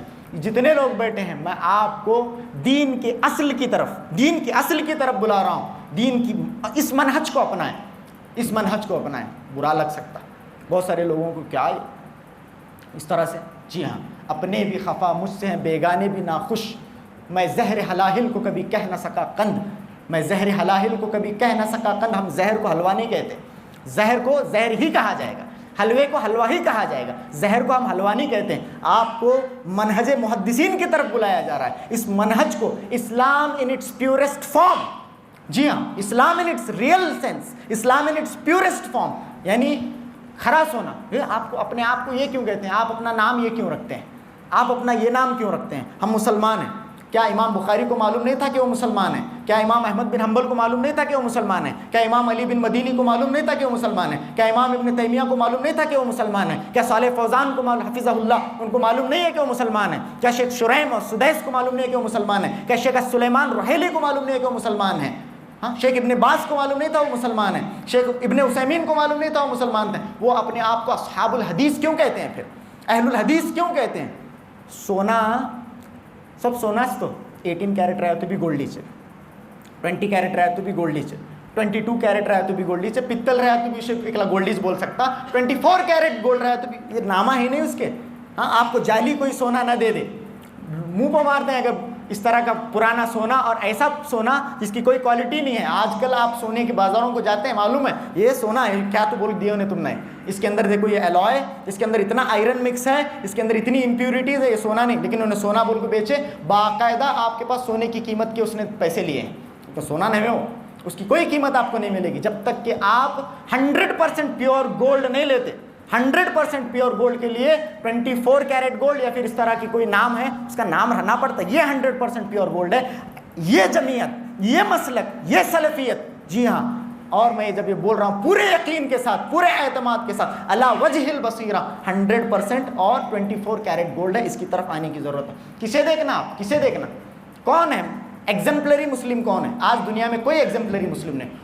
انہوں اہل حدیث کہتے, انہیں ہوں کرا پرسوں, انہیں وہ کہتے اہل حدیث کہتے, سلفی کہتے, انہیں اسے کہیں کو دیکھ رہے تمہیں. سب سے برا آدمی میں ہوں, سب سے برا آدمی میں ہوں, مجھے کوئی نہ دیکھے. سب سے بڑے خطا کار ہم, کوئی نام نہاد اہل حدیث کو, کوئی نام نہاد سلفی کو کوئی نہ دیکھے. کون نہیں دیکھنے کا؟ آپ اس منہج کو دیکھیں, یہ اسلام ان دا ریئل فارم ہے. اس منہج کو اسٹڈی کریں. کسی نام نہاد اہل حدیث کو جو اہل حدیث کا نام بگاڑ رہا ہے اسے دیکھنے کی ضرورت نہیں ہے. اہل حدیث منہج کو, مسلک کو بدنام کر رہا ہے اسے دیکھنے کی ضرورت نہیں ہے. یہ تو ظلم ہوا نا, یہ تو ظلم ہے صاحب, یہ بہت بڑا ظلم ہے. اگر آپ کسی ایسے آدمی کو دیکھ کر یہ دلیل لے رہے ہیں, یہ وہ لوگ ہیں. نہیں, آپ کو ریئل سینس میں یہ کرنا پڑے گا. جی, مسلک کا مطالعہ کریں, منہج کا مطالعہ کریں, ٹھیک ہے. اس کے بعد والذین هم عن اللغو معرضون, اس کی طرف آتے ہیں, نوجوانوں کی طرف. نوجوانوں کا معاملہ ہیئر سٹائلز کا ایک مسئلہ ہے. ہر چھوٹے بڑے گھر کا آدمی, اچھا خاندان, برا خاندان, اس کے اندر سب کے سب برابر ہو گئے ہیں. ہیئر سٹائلز کا ایک ایسا عجیب جنون ہیئر سٹائل کو لے کر. نہا رسول اللہ صلی اللہ علیہ وسلم عن القضا, اللہ کے نبی صلی اللہ علیہ وسلم نے قضا سے منع فرمایا ہے. یعنی قیل وما القضا یا رسول اللہ, اے اللہ کے نبی صلی اللہ علیہ وسلم یہ قضا کیا ہے, یہ قضا کیا ہے؟ قاف زا عین کیا ہے؟ اللہ کے نبی نے فرمایا یہلک بعض رأس الصبی ویترک بعض, سر کا بعض حصہ مونڈنا اور سر کے بعض حصے کو چھوڑ دینا, یہ قضا ہے. آپ دیکھیں یہاں پر اس مجلس کے اندر کتنے آپ کو نکل جائیں گے, کتنے لوگ مل جائیں گے جو اس طرح کی پریکٹس, اللہ کے نبی صلی اللہ علیہ وسلم نے جسے شدت کے ساتھ منع فرمایا, بخاری مسلم کی روایتیں موجود ہیں اس طرح. اور عجیب و غریب, بعض دفعہ شیطان کسی عمل کو مزین ہمیں کر دیتا ہے, وہ عمل ہمیں بہت اچھا لگنے چالو کرتا ہے. مجھے بولو, نیوٹرل بولنا, جتنے بھی بڑے لوگ یہاں پر بیٹھے ہیں, اچھا دکھتا ہو, سواتا ہو ذرا تو اچھا لگتا, شریف گھر کا لڑکا ہے, شریف گھر کا, اچھا ناک نقشہ ہے اس کا, اچھا ہائٹ ہے, اچھی ویٹ, اچھا پرسنالٹی, سب اچھا ہے, وہ شیر ہوں کر لے کے بیٹھے, بالکل بے ڈھنگا نظر آتا ہے, بے ڈھنگا نظر آتا ہے. کیا ہے معاملہ ہے؟ یہ چھوٹے چھوٹے بچوں کو, نیا بچہ بیٹا پیدا ہوا کہ تو ارمان رہتی کہ ایک لکھی ہو, ویسا کرنے لگا نہ جا. یہ بھی تشبہ بالکفار ہے. کسی فٹ بالر سے آیا ہے, فٹ بالر کے فیلڈز جو میں اس طرح کے جو اسپورٹس پرسنس ہیں ان کو دیکھ کر یہ ساری چیزیں ہمارے اندر آئے. تشبہ بالکفار, کھلم کھلا ایسے فٹ بالرز اسرائیل کو, یہودیوں کو سپورٹ کرتے ہیں, مسلمانوں کے دشمنوں کو سپورٹ کرتے ہیں. ہمارے مسلمان نوجوان ان کے جیسا ہیئر اسٹائل بنا لے, گلے میں پھر رہے ہیں. بھی ہم نہ پریشانی ہے, پریشانی تو ہے جی. کیا معاملہ ہے؟ یہ قضا سے دور ہو جائیں. آج اس مسجد سے آپ اگر اٹھ کر جائیں تو یہ ساری چیزیں ہمیں اپنی اصلاح کر لینی ہے. یہ ساری چیزوں سے ہمیں چاہیے کہ ہم دور ہو جائیں, قضا سے دور ہو. نوجوان اگر اس طرح کا ہیئر سٹائل ہے تو اسے پہلی طرح سے دور, پہلی جو ہے اسے پورا کلیئر کریں. اور آپ دیکھیں کتنے اچھے لگیں گے. آپ اپنی ماں سے پوچھیں آپ کتنے اچھے لگتے ہیں. یہ کیا کر لے گا, یہ کہتے ہیں امی بھی کیا کر لے گا, نہیں لو امی تم نہ نہیں سمجھتا ہو, بابا تو کتنا اچھا لگتا, کتنا نہیں اچھا لگتا, تمہارے امی سے زیادہ کسے نہیں سمجھتا. ٹھیک ہے, سب سے زیادہ وہ تمہیں جج کرتی ہے, تو کئی میں اچھا لگ رہا, کئی میں نہیں, اسے معلوم ہے. ٹھیک ہے, تم نہ نہیں سمجھتا. اب یہ نیا ہے, اللہ عجیب و غریب اس کے بال ہیں, تیرے صوفے ہیں افرنگی, تیرے قالی ہیں ایرانی, لہو مجھ کو رلاتی ہے جوانوں کی تناسانی. اقبال کہتے ہیں کہ میں لہو روتا ہوں یہ جوانوں کا یہ حال دیکھ کر. یہ ہیئر سٹائلز کا معاملہ, عجیب و غریب قسم کے ہیئر سٹائلز ہیں. چھوٹے چھوٹے بچوں کو اس کے اندر ہم نے مبتلا کر لیا ہے, پوری طرح سے قوم اس کے اندر لگ چکی ہے, سارے کے سارے لوگ. تو ہیئر سٹائل, اور اس کے اندر بھی اچھے لوگوں کو میں ایک بات بتا رہا ہوں, یہ مسئلہ بول رہا ہوں, یاد رکھیے. یہ جو سائیڈ کٹنگ رہتی, معلوم کیا سائیڈ کٹنگ, عام طور سے سائیڈ کٹ ہم لوگ کرتے ہیں, اوپر ذرا بال نیچے کے مقابلے میں زیادہ ہوتے ہیں. اس کے اندر بھی یاد رکھیں بہت زیادہ ڈیپ سائیڈ نہیں مارنا. ٹھیک ہے, اچھے ہیں آپ, وہ اس کے خلاف ہی ہیں, وہ ہیئر سٹائل نہیں چھو کاڑو, وہ لوگ نہیں. آپ اگر جا رہے ہیں کٹنگ کے لیے, جا رہے ہیں حجام کے پاس جا رہے ہیں, یہ جو ہماری سائیڈ کی کٹ ہے بہت زیادہ ڈیپ نہ ہو, یاد رکھیں, بہت زیادہ پر چھلنا نہیں, اسے بہت زیادہ ڈیپ نہ ہونے پائے. یہاں پر اسے حلق یعنی اسے شیونگ کے اس میں نہ ہو یا پھر مشین سے پوری طرح سے اڑا نہ دیا جائے، یہ بھی اسی حلقے میں آتا ہے۔ علماء نے اسے بھی ناجائز قرار دیا ہے، اس چیز کو خاص طور سے اس کا خیال رکھا جائے۔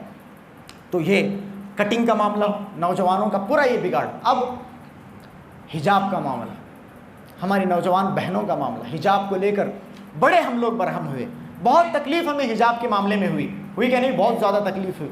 حجاب کا سالہ سال مذاق ہم نے بنایا، بنائے کہ نہیں بنے؟ حجاب کو لے کر کیسی بے راہ روی کے ہم شکار تھے۔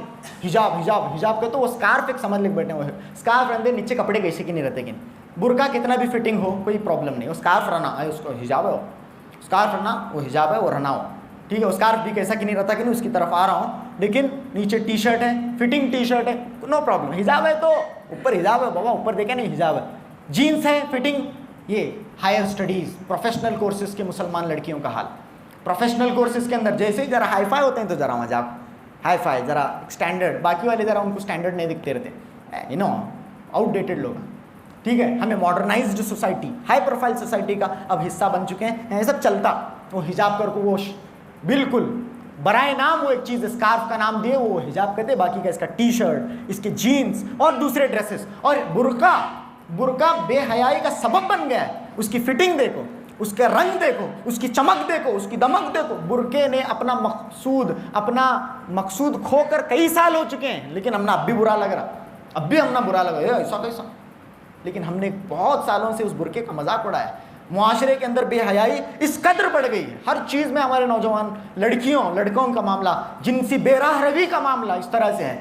سوشل میڈیا پر نوجوانوں کا آپس میں تعلقات، واٹس ایپ پر غیر محرموں کے ساتھ لڑکیوں کے تعلقات، غیر محرم تو غیر محرم غیر مسلموں کے ساتھ تعلقات باقی نہ رہے، ہم غیر مسلموں کو خود نہیں چھوڑے۔ ہم مسلمان لڑکیوں کا یہ حال ہے، ارتداد کا فتنہ، کفر کا فتنہ، غیر مسلم لڑکوں کے ساتھ لڑکیاں مسلمانوں کی بھاگ رہی ہیں۔ آج بھی حجاب کا گئے تو ذرا تکلیف ہو رہی کہتے تھے، کئی حق ہے ہم نا، یہ سارے جو معاملات کھڑے ہوئے ہیں اس کے اوپر حق ہے ہم نا اس کا۔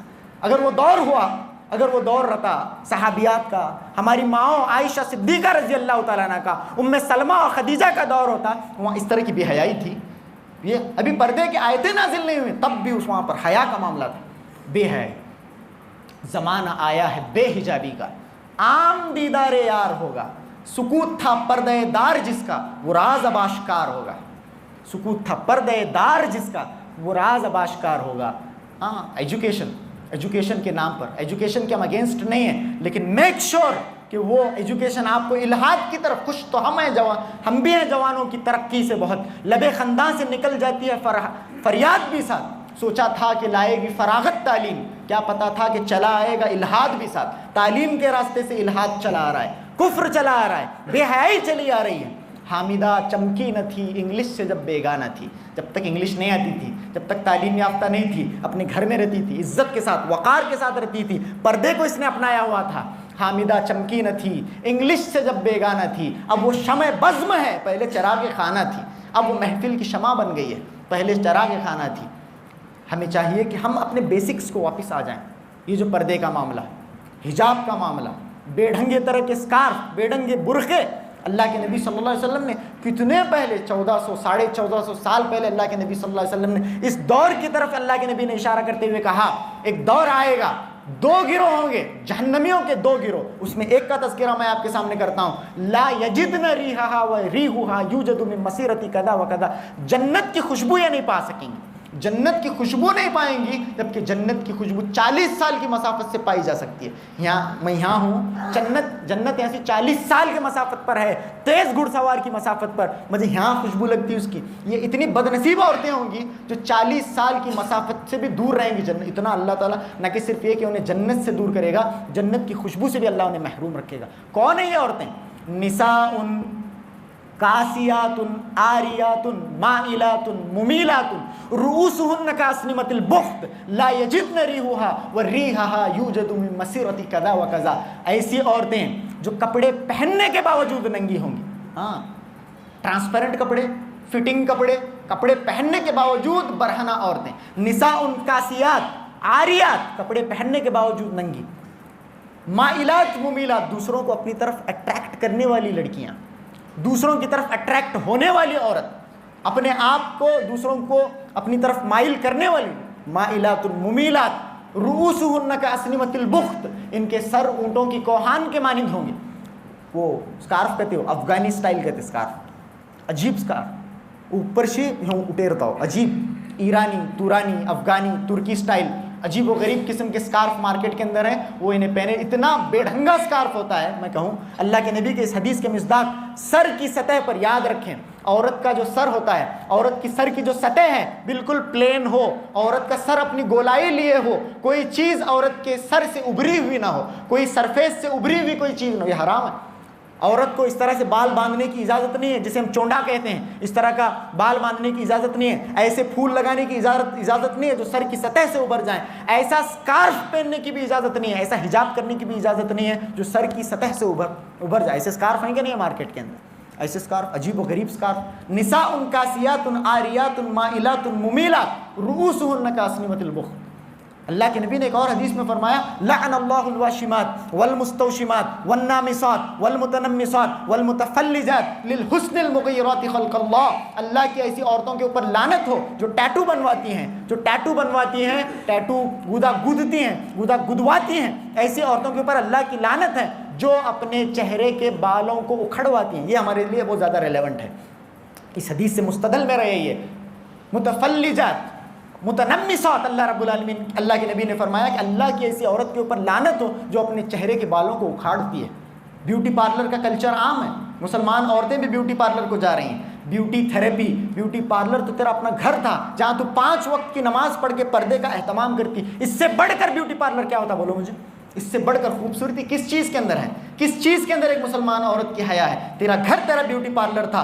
5 وقت اللہ رب العالمین نے تجھے بیوٹی تھیراپی دی ہے. 5 وقت کی وضو کر، 5 وقت کی نماز پڑھ، اپنی نگاہوں کو اور اپنی شرمگاہوں کی حفاظت فرما اور پردے کا اہتمام کر. کتنی زیادہ خوبصورت یہ بچی ہوگی. نہیں، ہم نہ یہ چھنا، ہم نہ راس ہے، یہ ہم نہ یہ برائی، یہ گندگی ہم نہ راس ہے. بیوٹی پارلر جانے کا، بیوٹی پارلر جا کو منہ کو چھل لگانے کا. ایک مرد منہ کو چھل لگانا حرام ہے اسلام کے اندر. مرد منہ چھل لیا تو حرام ہے، بھائی کو چھل لے رہی ہے پورا منہ اس طرح سے، عورت منہ چھیل لے رہی. وہ سب سے مین یہ آئی بروز کو ٹرم کرنا وغیرہ ساری چیزیں حرام، ناجائز. اور یاد رکھیں ناجائز اور حرام سے بڑھ کر لعن اللہ. حدیث کے جو طلاب علم ہوتے ہیں اور علوم شریعہ جو پڑھتے ہیں انہیں معلوم ہوتا ہے بہت زیادہ سینسیٹیو ایشو، بہت زیادہ ڈینجرس ایشو، کان کھڑے کر کے سننے کا ایشو کہاں ہوتا ہے؟ جب لعن کے الفاظ آئیں. لعنت کے الفاظ جب قرآن میں دکھے، حدیث میں دکھے، پھر ذرا کیا ہے کہ دیکھیں گے، وہاں آپ خبردار ہو کر سنیں یہ چیز. لعن اللہ المستوشمات، یہاں پر اللہ تعالیٰ نے لعنت، اللہ کی ایسی عورت کے اوپر لعنت ہو. ہم نے حجاب کا یہ معاملہ کر دیا ہے.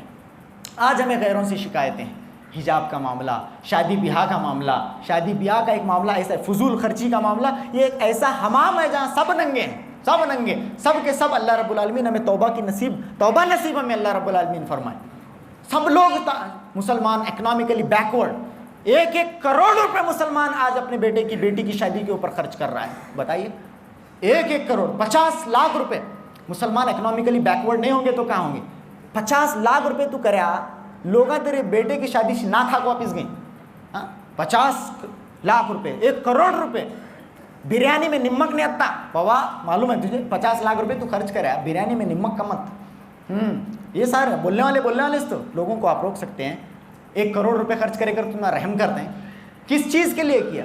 مسلمانوں کو پوری طرح سے اکنامکلی ہم ڈھکیل رہے ہیں.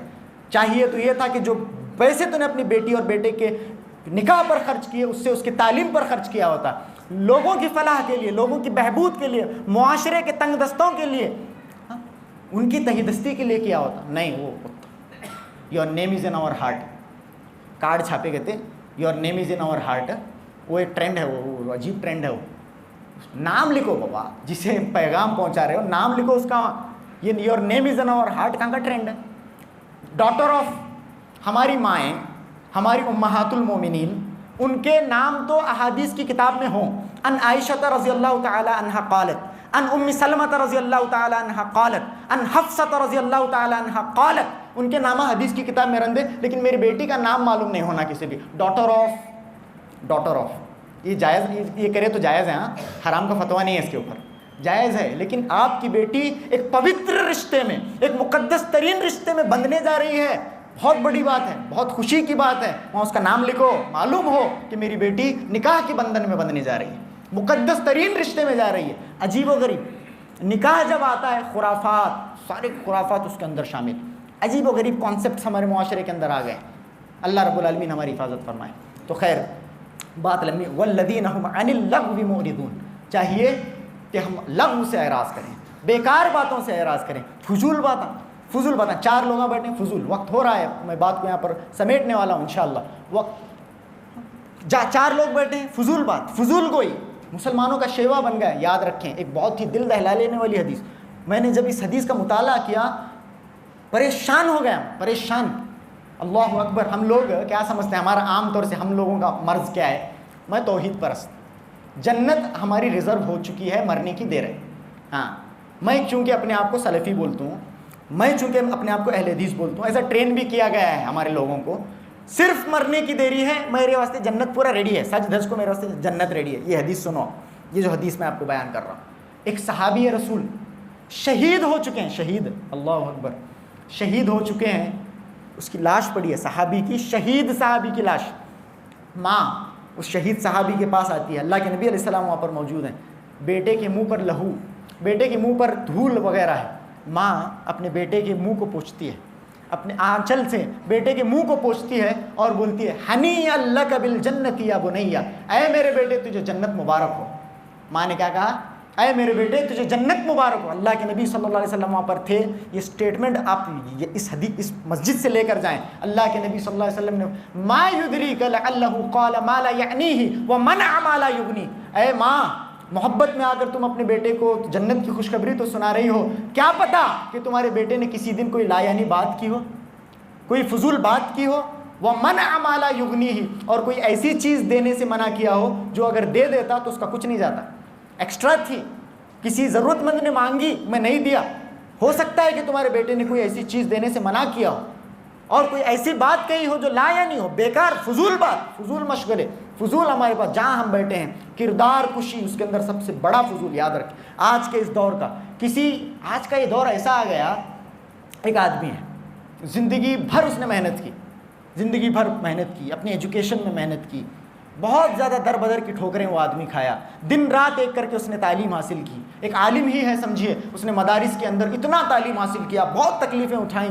غربت کا سامنا کیا، اس کے بعد قرآن کا حفظ کیا، بہت زیادہ انہوں نے محنت کی، ایک دوسرا دنیاوی آدمی کو بھی لے لیجئے، بہت زیادہ محنت کی، زندگی کے مختلف مراحل سے گزر کر تکلیفات برداشت کر کے ایک مقام پر وہ آدمی پہنچا ہے، ایک عزت دار معاشرے کا ایک عزت دار آدمی ہے۔ اس کی عزت کی قیمت ہمارے پاس کیا ہے معلوم؟ اس کی عزت کی قیمت کیا ہونی چاہیے؟ عزت کی قیمت اسلام میں ایک ہے جو اللہ کے نبی نے بتائی، کعبے کو دیکھ کر، کیا تیری شان ہے، کیا تیری عظمت ہے، لیکن کعبے تو جان لے ایک مسلمان کی عظمت تیرے سے زیادہ ہے، یہ ایک عزت ہے، یہ ہم نہ معلوم ہے چیز۔ لیکن آج مسلمان کی عزت کیا ہو گئی؟ ایک واٹس ایپ فارورڈ، انہیں پیسے کھائے، انہیں پیسے کھائے، وہاں پیسے کھائے کتے بھی، وہاں پیسے کھائے کرتے، یہاں پیسے کھائے کرتے، انہیں پیسے کھائے کرتے، وہ مولانا پیسے کھائے کرتے، یہ مولانا پیسے کھائے کرتے، اس کا اس کے ساتھ چکر رہ گئے تھے، اس کا اس کے ساتھ چکر رہ گئے تھے، کردار کشی، مذموم حرکت۔ اور اس سے بیکار ایک بات کیا ہو سکتی ہے؟ آج ایک آدمی کی پوری زندگی کی تگ و دو، ایک آدمی کی پوری عزت، اس کی زندگی کی ساری محنت، ایک واٹس ایپ فارورڈ، اتنی قیمت ہے اس کی، ایک سوشل میڈیا فارورڈ، ایک فیس بک پوسٹ۔ یہ دور اتنا پرفتن دور آ گیا آج، سب سے بیکار بات۔ ان ساری چیزوں سے ہمیں چاہیے کہ ہم توبہ کریں، توبہ، اللہ رب العالمین کی لعنت ہے ایسے لوگوں کے اوپر جو لوگ غافلات، مسلمات، مسلمان عورتوں کی تہمت کرتے ہیں، مسلمان عورتوں پر تہمت لگاتے ہیں، جن کو پتہ بھی نہیں اس کے بارے میں کیا بات چلی پیچھے، پاپ اس عورت کو معلوم نہیں اس کے بعد میں پیچھے کیا بولا جا رہا ہے، اسے معلوم نہیں، غافل ہے وہ عورت۔ لعنوا، ایسے لوگوں کے اوپر دنیا میں بھی لعنت، آخرت میں بھی لعنت۔ کہیں خنام نہیں سب، کیوں ہونا؟ بیکار باتوں سے اجتناب کریں، بیکار چیزوں سے، بیکار مشغلوں سے، والذین هم عن اللغو معرضون۔ ہمیں چاہیے کہ یہ سب فلاح کی راہیں۔ جی ہاں، میں باتوں کو ختم کر رہا ہوں۔ قد افلح المؤمنون، آتے ہیں واپس ان آیتوں کی طرف۔ قد افلح المؤمنون، مومن کامیاب ہو گئے۔ کون مومن؟ الذین هم فی صلاتهم خاشعون، جو اپنے نمازوں کے اندر خشوع برتتے ہیں، خشوع۔ آج ہی سے ہمیں چاہیے کہ ہم خشوع کا اہتمام کریں۔ والذین هم عن اللغو معرضون، اور جو لغو سے اجتناب کرتے ہیں، لغو سے مورزون، یعنی لغو سے اجتناب کرتے ہیں، بیکار کسی مشغلے میں نہیں رہتے. اور آج کی رات کی مناسبت سے ایک حدیث میں آپ کے سامنے بیان کرتا ہوں. آج کی رات سے کون ہے صاحب، کون مفلح، کون فلاح پانے والا، کون؟ اس حدیث کو سنیے، توبہ کرنے والے فلاح پانے والے. توبوا الی اللہ جمیعا. آج کی رات میں، رمضان کے ان مبارک ساعتوں میں چلیے ہم سب مل کر اللہ رب العالمین کی بارگاہ میں توبہ کرتے ہیں. اے اللہ ہم تجھ سے اپنے گناہوں کی بخشش طلب کرتے ہیں. توبوا الی اللہ جمیعا ایھا المؤمنون لعلکم تفلحون. اے مومنو تم فلاح پا جاؤ گے. کون فلاح پائے گا؟ توبہ کرنے والے. اللہ کی راہ میں توبہ کریں. توبہ کرنے والا، اللہ کے دربار میں پیش ہونے سے جس کا دل دہلتا ہے وہ فلاح پائے گا. توبہ کرنے والا فلاح پائے گا. کل قیامت کے دن ایک آدمی کو لایا جائے گا. اللہ کے نبی صلی اللہ علیہ وسلم نے جب اس کا تذکرہ فرمایا تو اللہ کے نبی ہنس پڑے. اور چلیے ہمارا بھی معاملہ ایسا ہی ہو، ہمارا بھی معاملہ دعا کرتے ہیں کہ اس آدمی کے جیسا. اس آدمی کو لایا گیا. اللہ رب العالمین نے کہا بہت گنہگار آدمی ہے، چھوٹے گناہ بھی ہیں، بڑے گناہ بھی ہیں اس کے. اس آدمی کو لایا گیا، دل ڈر رہا اس کا، ڈر لیتے کھڑے، کہیں میرے بڑے بڑے گناہ اللہ رب العالمین ظاہر نہ کر دے، کہیں اللہ رب العالمین مجھے رسوا نہ کر دے. ڈر رہا ہے، بڑے گناہوں کا ارتکاب کرنے کے بعد ڈر رہا ہے. اللہ رب العالمین نے اس سے کہا، چھوٹے گناہوں کو دکھایا اس کے، کیا تم نے یہ نہیں کیا؟ انت فعلت کذا و کذا یوم کذا و کذا، تم نے فلاں فلاں دن یہ عمل نہیں کیا، فلاں فلاں دن تم نے یہ کام نہیں کیا. کہیں ہاں اللہ میں نے کیا تھا. اپنے تمام کے تمام گناہوں کا اعتراف کرے گا. اللہ سارے کے سارے اس کے گناہ اسے دکھا دے گا.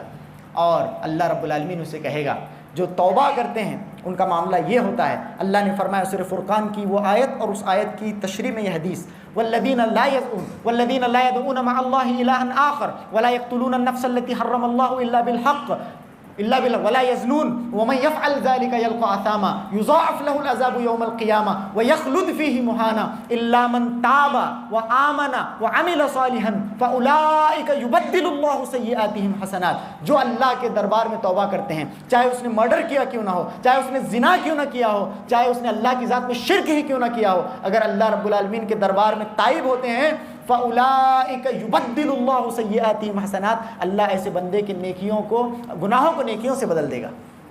اللہ ایسے بندے کے گناہوں کو نیکیوں سے بدل دے گا. انہیں اللہ کے سامنے کھڑے ڈر رہا، کہاں میرے بڑے بڑے گناہ بھی آتے ہیں کی بات، کہاں میرے بڑے بڑے گناہوں کو اللہ رب العالمین لوگوں کے سامنے لائے گا، کہاں مجھے رسوا کن عذاب کا سامنا نہ کرنا پڑے. بہت ڈر رہا ہے. اللہ رب العالمین اس بندے سے کہتا ہے، یاد رکھیں اللہ سے ہمارے لیے بھی یہ معاملہ مانگے.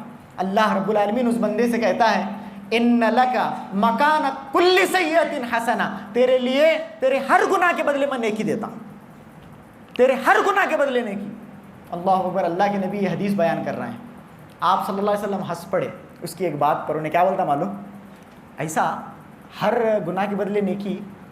اے اللہ ان لی اشیاء لا اراہا ہنا، اے اللہ میرے تھوڑے گناہ ایسے بھی ہیں جو مجھے یہاں نہیں دکھ رہے، میرے گناہ کچھ ایسے بھی ہیں جو مجھے یہاں نہیں دکھ رہے، ذرا وہ بھی دکھا کو، ان کی بھی ذرا نیکیاں مل کو بھی ذرا جنت میں اعلیٰ مقام ملا تو اچھا ہوتا.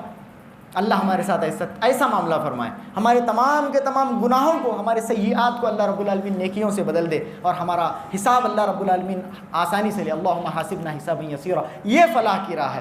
توبوا الی اللہ جمیعا ایھا المؤمنون لعلکم تفلحون. سب مل کر اللہ رب العالمین کے حضور توبہ کرو، اے مومنو تم فلاح پا جاؤ گے. یہ فلاح کی راہ ہے. تو آخر میں اللہ رب العالمین سے ہم دعا کرتے ہیں کہ اللہ رب العالمین ہمارے گناہوں کو معاف فرمائے. اللہ رب العالمین رمضان المبارک کے اندر جو جو اعمال ہم نے کیے ہیں ان تمام کے تمام اعمال کو اللہ رب العالمین شرف قبولیت سے نوازے. اللہ رب العالمین ہمارے روزوں کو قبول فرمائے. اللہ رب العالمین ہماری تراویح کو قبول فرمائے.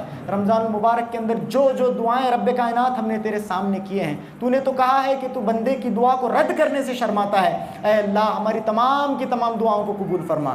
اے رب کائنات ہم نے انفرادی طور پر جو دعائیں مانگے ہیں ان تمام دعاؤں کو قبول فرما. اے اللہ امت کے مفاد کے لیے اجتماعی دعائیں جتنی بھی ہم نے مانگی ہیں مقدم طور پر ان تمام کے تمام دعاؤں کو تو قبول فرما. اے اللہ ہمیں توفیق عطا فرما. اے اللہ ہمیں سداد عطا فرما. اے اللہ ہماری اولاد کی اصلاح فرما. اے اللہ ہماری اولاد کو روشن مستقبل عطا فرما. انہیں دین اور دنیا کا داعی بنا. دین اور دنیا کی کامیابی عطا فرما. ہمیں اور ہمارے گھر کے تمام افراد کو دین اور دنیا کی کامیابی سے ہمکنار فرما. چھوٹی بڑی ہر بیماری سے ہماری حفاظت فرما. اے اللہ کووڈ کا یہ جو مسئلہ پھر سے سر اٹھانے کو ہے، اے اللہ اس وبا سے ہماری حفاظت فرما. اے اللہ پچھلے 2 سالوں کے اندر جتنے بھی لوگ تیرے دربار میں آ چکے ہیں اس مہلک مرض سے دوچار ہو کر اے اللہ ان تمام کی تو مغفرت فرما، اے اللہ ان تمام کے گناہوں کو معاف فرما، اے اللہ انہیں کروٹ کروٹ جنت عطا فرما، اے اللہ انہیں کروٹ کروٹ جنت عطا فرما۔ اے اللہ جتنے بھی یہاں پر لوگ موجود ہیں، ہر ایک کی اپنی اپنی تمنائیں ہیں، ہر ایک کی اپنی اپنی خواہشات ہیں، ہم سب کی جائز تمناؤں کو تو بر لانے والا ہے، کیونکہ تو ہی لا سکتا ہے۔ اے اللہ ہماری تمام کی تمام تمناؤں کو پورا فرما، اے اللہ ہماری تمام خواہشوں کو تو بر لا، اے اللہ ہمارے گناہوں کو پھر سے ایک بار معاف فرما، اے اللہ ہمیں سعادت مند زندگی گزارنے کی توفیق عطا فرما، اے اللہ ہمارے گھر کو تو جنت کا ٹکڑا بنا دے، ہمارے گھر میں خوشگواری ہو، ہمارے گھر کے اندر محبتیں ہو، ہمارے گھروں کے اندر الفت ہو، ہمارے گھر کے اندر باپ بچوں کے درمیان محبت و الفت ہو، میاں بیوی کے درمیان رافت و رحمت ہو، اے اللہ ہمارے گھروں کے اندر تقوی و شعار زندگی گزارنے والے لوگ بسیں، معاشرے کے اندر جتنے بھی بیماریاں ہیں، مہلک امراض ہیں، جتنے بھی لوگ بیماریوں سے دوچار ہیں، اے اللہ چاہے وہ چھوٹی بیماری ہو یا بڑی بیماری ہو،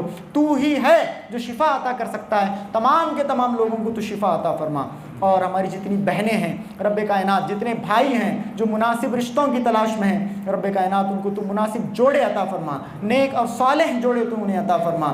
اے اللہ اے رب کائنات ہمارے بچوں کو روشن مستقبل عطا فرما۔ جتنے بھی پرفتن دور سے ہم گزر رہے ہیں، جہاں پر آج دشمنان اسلام مسلمانوں کو صفِ دہر سے مٹانے کے منصوبے بنا رہے ہیں، رب کائنات ایسے اسلام دشمن طاقتوں کو ان کے مکر و فریب میں رب کائنات تو ناکام و نامراد کر دے۔ اے اللہ مسلمانوں کو علو عطا فرما، اے اللہ مسلمانوں کو کامرانی عطا فرما، اے اللہ مسلمانوں کو عروج عطا فرما، اے اللہ مسلمانوں کو کمال عطا فرما، اے اللہ مسلمانوں کو اپنے عقائد کی اصلاح کرنے کی توفیق عطا فرما، اے اللہ مسلمانوں کو ان کے اعمال کی اصلاح کرنے کی توفیق عطا فرما۔ تو آخر میں اللہ رب العالمین سے ہم دعا کرتے ہیں، وآخر دعوانا ان الحمد للہ رب العالمین وصلی اللہ وسلم علی نبینا محمد وآلہ وصحبہ وسلم تسلیما کثیرا۔ السلام علیکم ورحمۃ اللہ وبرکاتہ۔